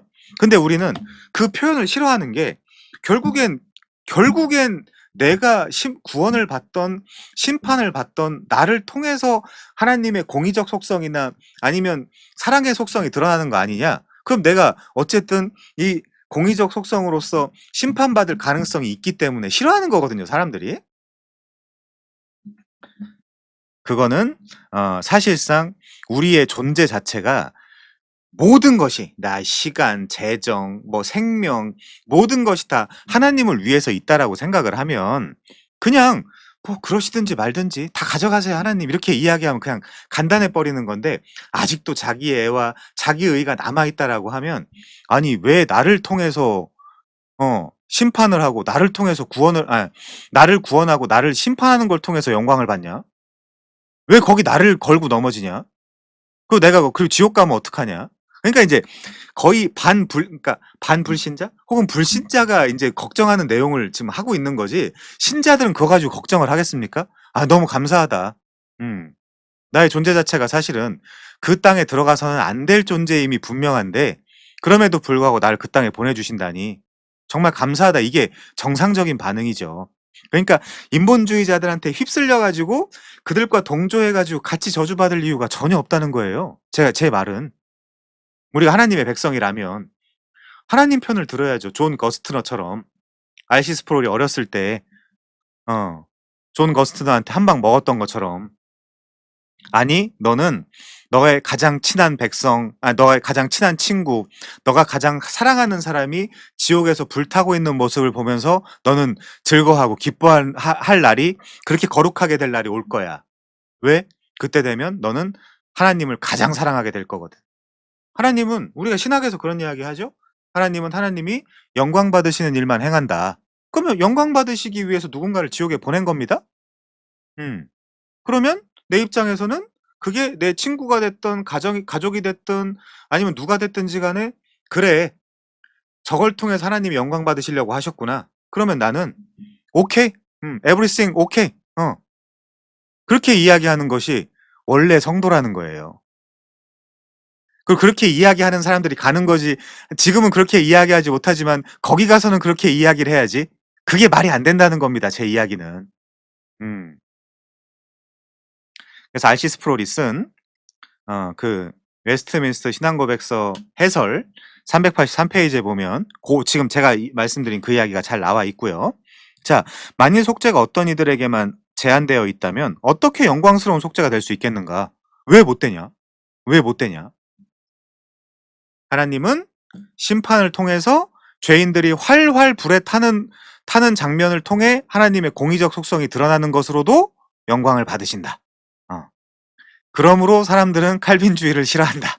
이제 우리가 그렇게 이야기할 수 있겠죠. 미쳤구나 쟤네들은. 신도 나를 위해서, 하나님도 우리를 위해서 있어야 되는데 저런 말도 안 되는 소리 하고 앉아 있다니.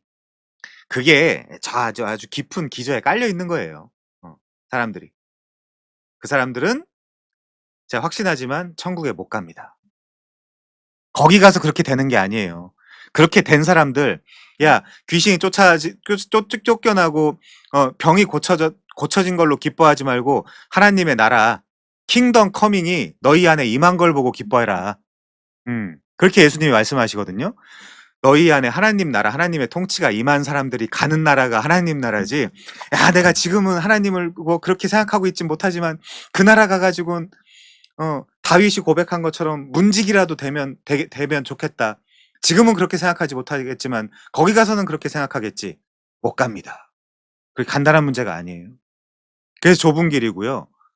좁은 문이에요, 여기가. 자, 첫 번째요. 첫 번째 국면은 두 가지 국면을 가지고 있는데, 첫 번째 국면은 그리스도께서 아주 소수의 남은 자들만을 위해서 돌아가셨다라는 잘못된 생각이다. 도로트 신조와 제2 신앙고백서는 이렇게 제2 스위스 신앙고백서는 이렇게 결론을 내린다. 왜냐하면 성경은 천국이 각 나라와 족속과 백성과 방언 가운데서 구속받은 수많은 사람들로 가득 찰 것이라고 말하기 때문이다. 자, 이 분의 논증이고요. 두 번째 국면은 누가 속죄를 제한하는가에 관한 잘못된 생각이다.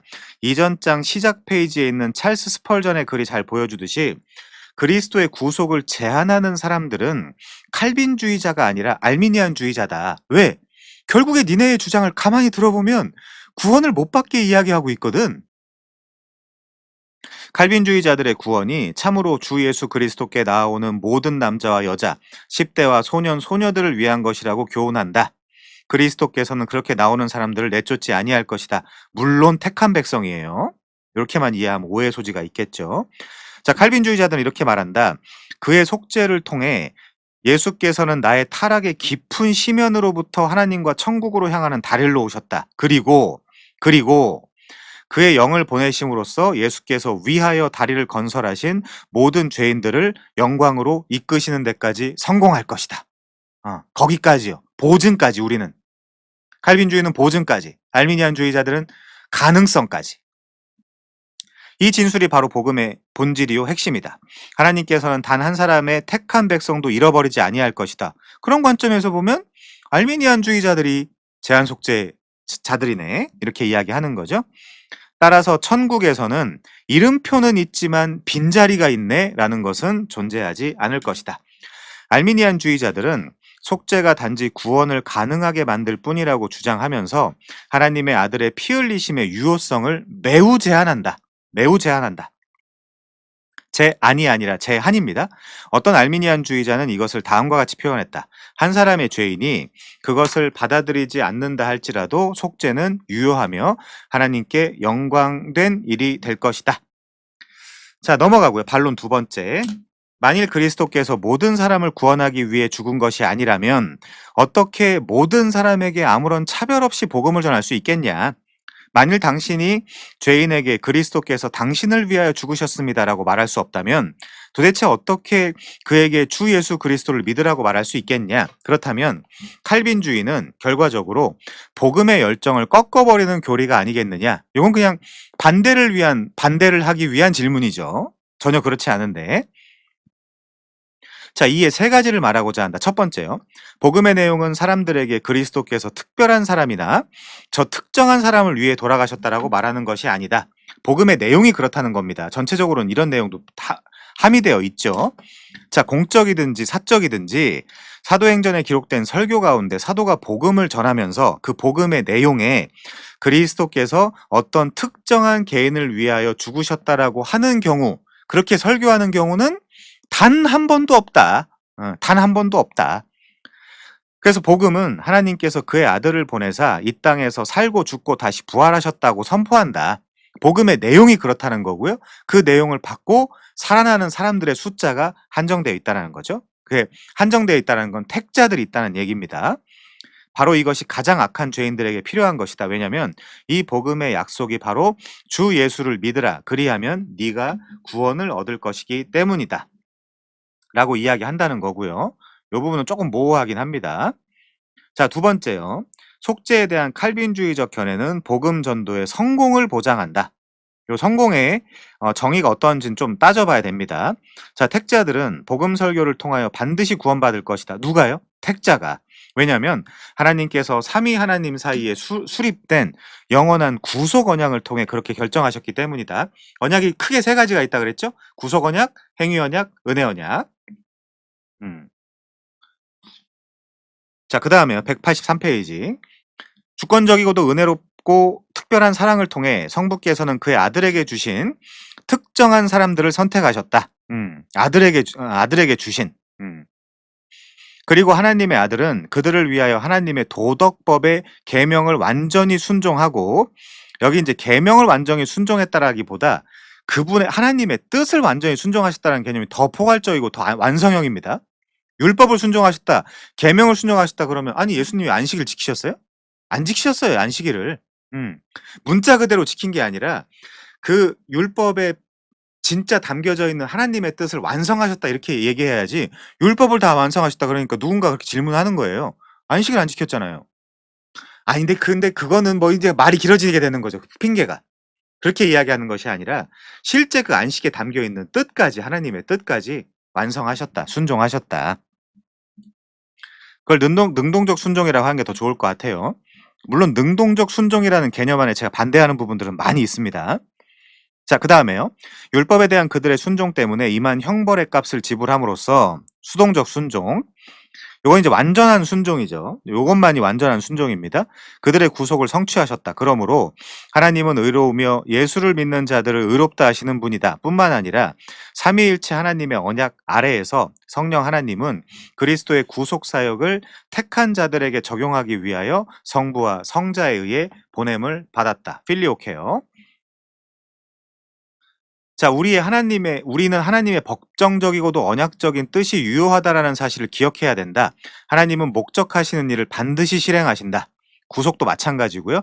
그래서 그리스도의 속죄는 그분이 영원부터 수행하시는 사역이고 실패하지 않는다. 그러면 알미니안주의자들아, 너네가 제한속죄주의자들 아니냐?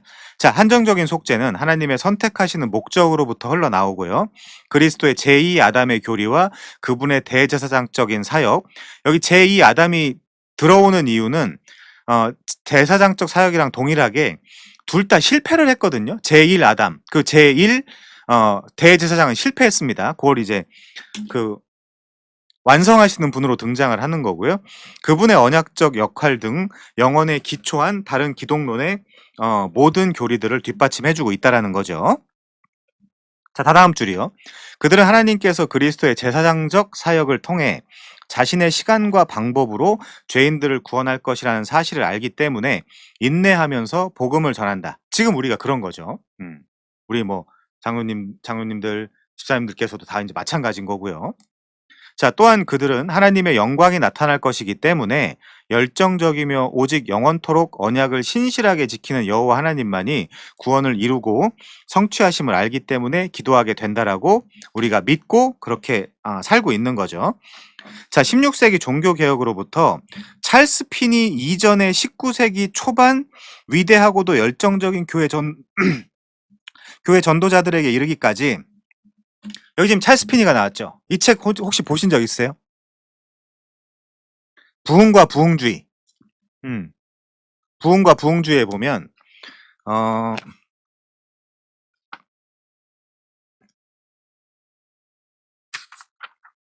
여기 10장이 찰스 피니의 사상과 원천이거든요.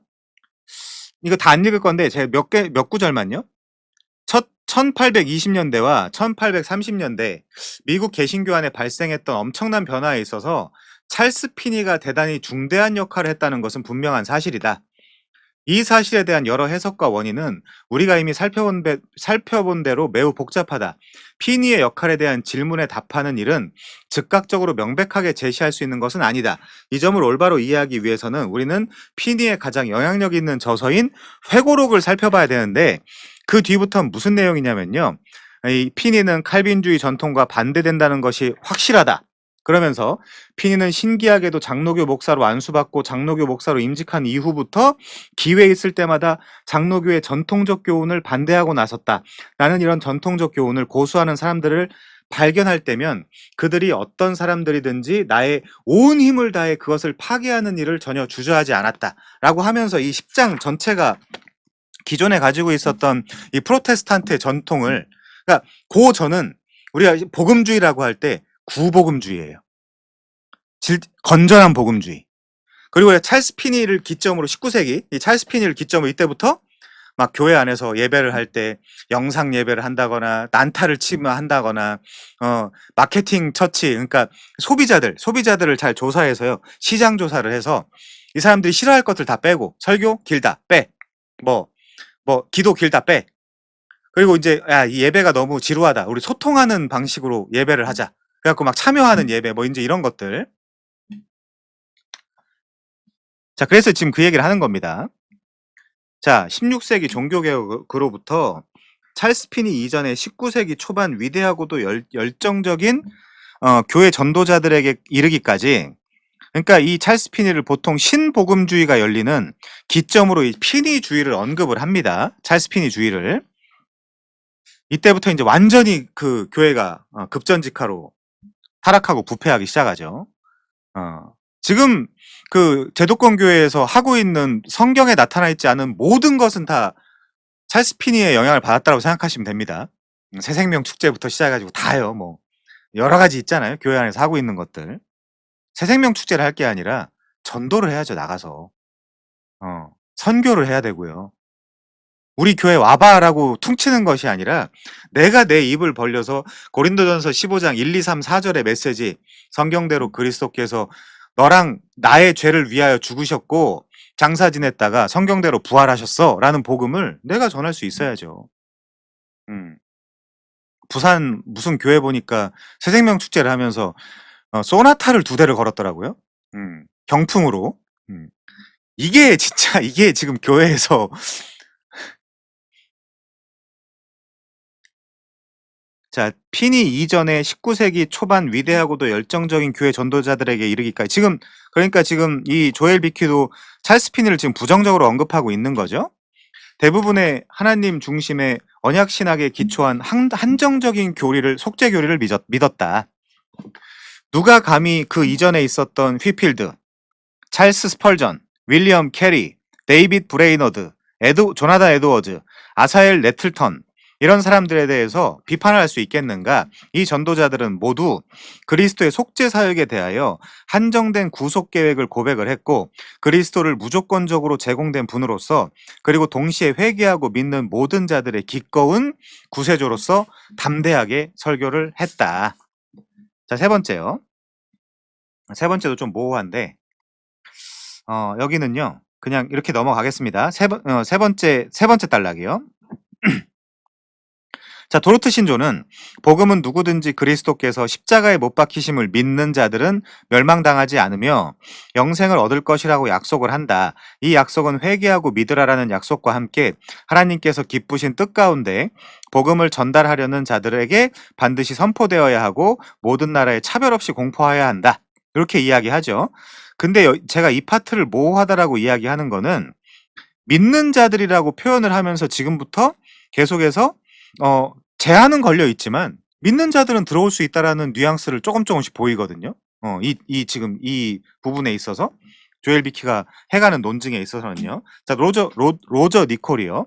제한 속죄를 이해하면서 우리가 모든 참된 시도를 하기 위해서 그에 합당한 동연적인 준비가 필요하다라고 생각하는 것이 문제라고 말하는데 동연적인 준비라는 것은 두 개 이상의 영역, 예를 들면 존재, 지식, 의식, 활동 같은 것들이 항상 범위와 경계를 공유하는 상태를 동연적인 준비라고 이야기합니다. 동연적. 자, 이거 필요 없고요. 밑에 내려오면요.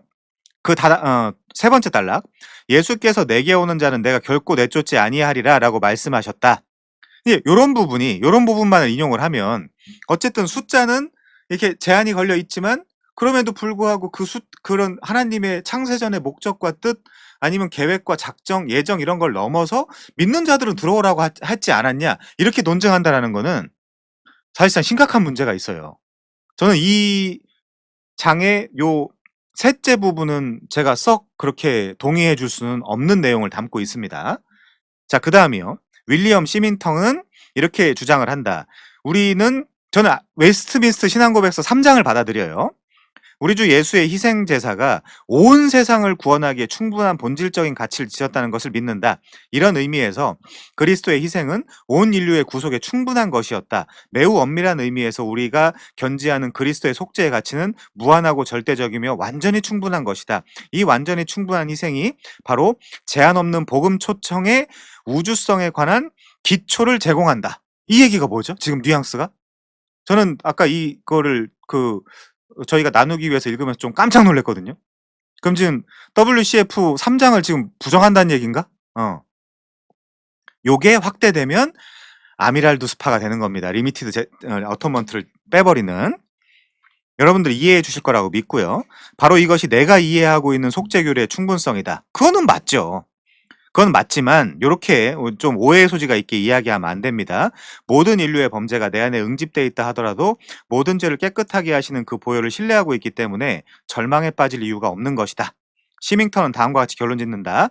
만일 모든 죄인들이 어디에서든지 멸망을 당한다고 하더라도 그것은 그리스도 안에 있는 공로가 그들을 대적하는 율법과 공의를 만족시킬 만큼 충분하지 않아서가 아니라는 사실을 깨달아야 된다. 그들로 하여금 자, 잘 보세요. 그들로 하여금 돌이켜 하나님의 선물인 생명과 구원을 위한 자비롭고도 신실하며 긴급한 초청을 받아들이게 하라. 성령과 신부가 말씀하시기를 오라 하시는도다. 듣는 자도 오라 할 것이요 목마른 자도 올 것이요 또 원하는 자는 값없이 생명수를 받으라 하시더라. 그러니까 여기에는 어떤 그 뉘앙스가 있냐면 어쨌든 올 수 있는 가능성이 담보돼 있지 않냐 이런 뉘앙스가 있거든요. 우린 그거 반대합니다. 받아들일 수 없어요. 자, 그래서 주 예수 그리스도를 믿는 사람들 가운데 멸망을 당한 사람은 아무도 없다.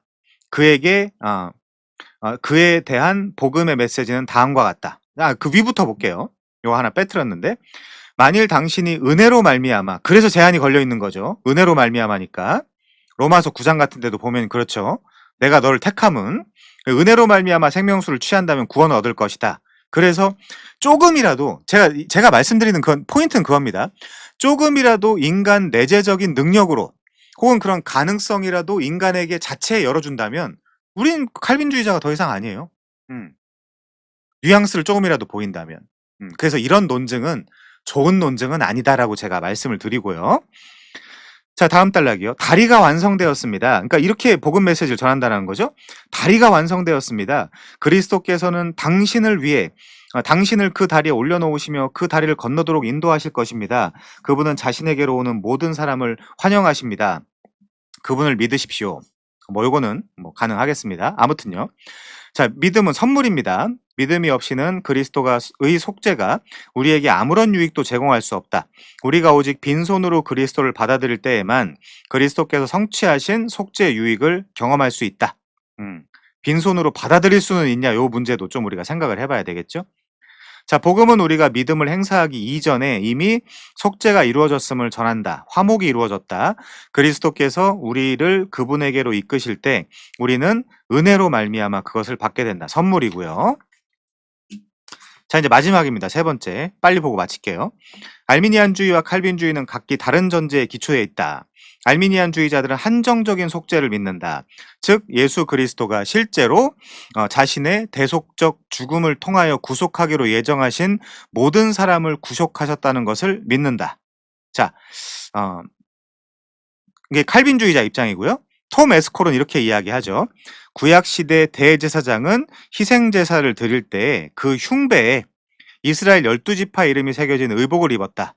마찬가지로 신약시대의 우리의 위대한 대제사장 역시 흉배에 그들의 죄를 위하여 자신의 희생제물로 드렸을 때에 백성들의 이름이 새겨진 그 마음을 소유하셨다. 우리의 이름이 새겨진.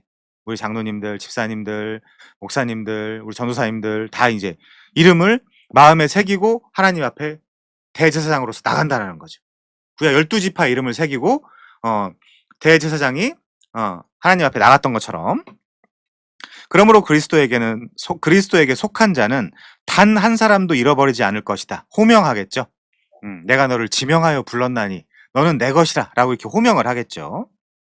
니콜은 칼빈주의자들의 제한적 속죄를 믿는다라고 선언할 때는 알미니안주의자들의 무제한적 속죄를 선포할 수 있지만, 칼빈주의자들이 명확한 한정적 속죄를 선언할 때는 알미니안주의자들이 그 누구도 불명확한 속죄를 주장하지 않는다라고 말했다. 한정적 속죄 또는 특별한 속죄가 제한 속죄보다 더 나은 표현이기는 하지만 모든 칼빈주의자와 알미니안주의자가, 이거 중요해요, 실제로는 제한 속죄를 믿는다라는 사실을 잊지 말아야 된다. 그래서 그들이 반문하거나 아니면 힐난하거나 이럴 때, 아니야, 너네도 제한 속죄를 믿는 거야. 너희는 가능성만 열어주는 거잖아, 예수님이. 너네가 제한 속죄를 믿는 것과 우리가 제한 속죄를 믿는 거에 대한 양상은 다르지만 우리는 숫자의 제한, 너희들은 가능성의 제한. 둘 다 제한 속죄인 건 마찬가지 아니야? 근데 왜 우리한테만 그 비인격적이라거나 이렇게 이야기를 하는 거야? 똑같은 이야기를 하는 건데 결과적으로는 그렇게 우리가 반문할 수 있다는 이야기입니다. 자, 또 에스콜이요. 속죄의 범위가 무제한적이라고 주장하는 알미니안주의적인 견해는 강제로 그 효용성이 제한적이라고 결론을 내리게 한다. 왜냐하면 알미니안주의의 견해는 우주적인 목적의 성취, 즉 하나님 백성들의 성취를 실패하게 만들기 때문이다. 왜요? 왜 실패하게 하죠? 결국에는 인간이 다 이루어내질 못하게 만드니까. 알미니안주의 입장에서는 그렇다는 겁니다. 자, 그래서 스펄전은 또 이렇게 알미니안주의의 실패를 훌륭하게 묘사를 합니다. 많은 신학자들은 속죄가 모든 사람들을 위한 것이라고 믿는다. 그러나 그들의 속죄란 단지 다음과 같을 뿐이다. 그들은 베드로가 속죄를 받은 것처럼 유다도 속죄를 받았다라고 믿는다. 유다 속죄 받았나요? 그렇지 않죠. 가능성만 줬다는 거죠. 그렇지만 실패했죠. 그들은 그들의 구원받은 자들만큼이나 지옥에 저주받은 망령들도 예수 그리스도의 만족이 대상이 된다라고 믿는다. 그들이 실제로 이렇게 말하지 않는다 하더라도 그들이 의미하는 바는 정확하게 이와 같다. 만일 그리스도께서 그들 모두를 위해 죽으셨다면, 유니버셜리즘, 보편구원론, 어디서는 근데 한정구원, 구원받지 못하는 수많은 사람들을 볼 때, 그럼 지금 지옥에 사람들이 안 가 있냐?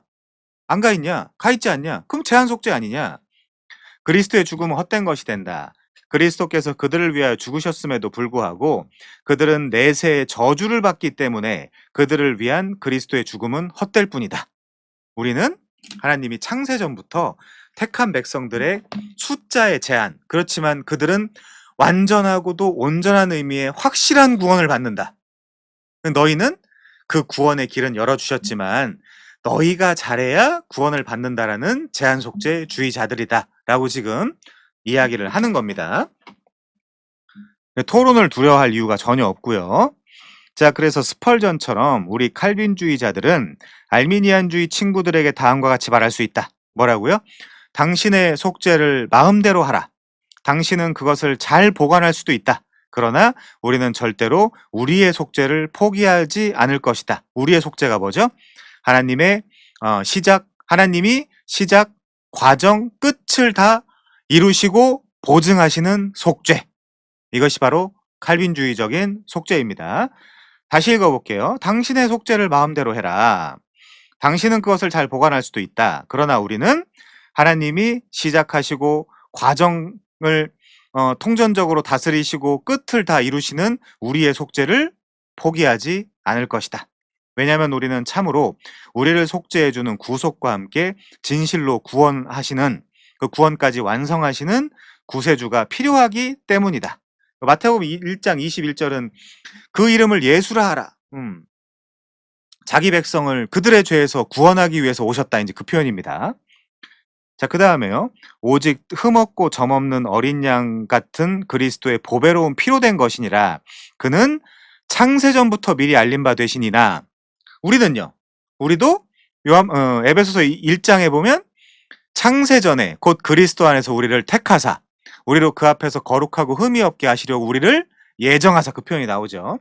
자, 그러니까 예수님도 예정하셨고, 제가 그 세 가지 외워달라 그랬잖아요. 그 창세전 구원 협약, 구속주, 구속 방법, 구속 백성. 요 세 가지 문병호 교수님 표현입니다. 자, 이 말세에 너희를 위하여 나타나신 바 되었으니 너희는 그를 죽은 자 가운데서 살리시고 영광을 주신 하나님을 그리스도로 말미암아 믿는 자니 너희 믿음과 심지어 소망이 하나님께 있게 하셨느니라. 그래서 우리는 예배할 수 있어요. 칭의 유보론자 아니면 알미니안주의자 아니면 뭐 이런 그들 논리의 제한 속죄주의자들이랑 달리 저희는 예배하고 찬양할 수 있어요. 하나님을 아버지라고 부를 수 있어요. 우리는 신앙생활 할 수도 있고. 자, 그렇습니다. 그래서 필립 빌리스의 찬송시만 읽고 마치죠. 슬픔의 사람, 이 얼마나 놀라운 이름인가. 수치와 무례한 조롱을 견디시고 나를 대신하여 정죄를 당하셨도다. 그의 피로 나의 용서를 봉인하셨다네. 할렐루야, 이 얼마나 놀라운 구주이신가. 자, 그리스도의 속죄, 이게 우리 입장의 칼빈주의 속죄입니다. 이 그리스도의 속죄는 조금도 실패하지 않는다. 택한 자들의 구속에 있어서는 그렇다는 얘기죠. 그것은 완전한 성공을 이룬다. 왜냐하면 우리 예수께서는 절대로 실패하는 법이 왜냐하면 우리 예수께서는 절대로 실패하는 법이 없으시기 때문이다. 자, 오늘도 대단히 수고 많으셨고요.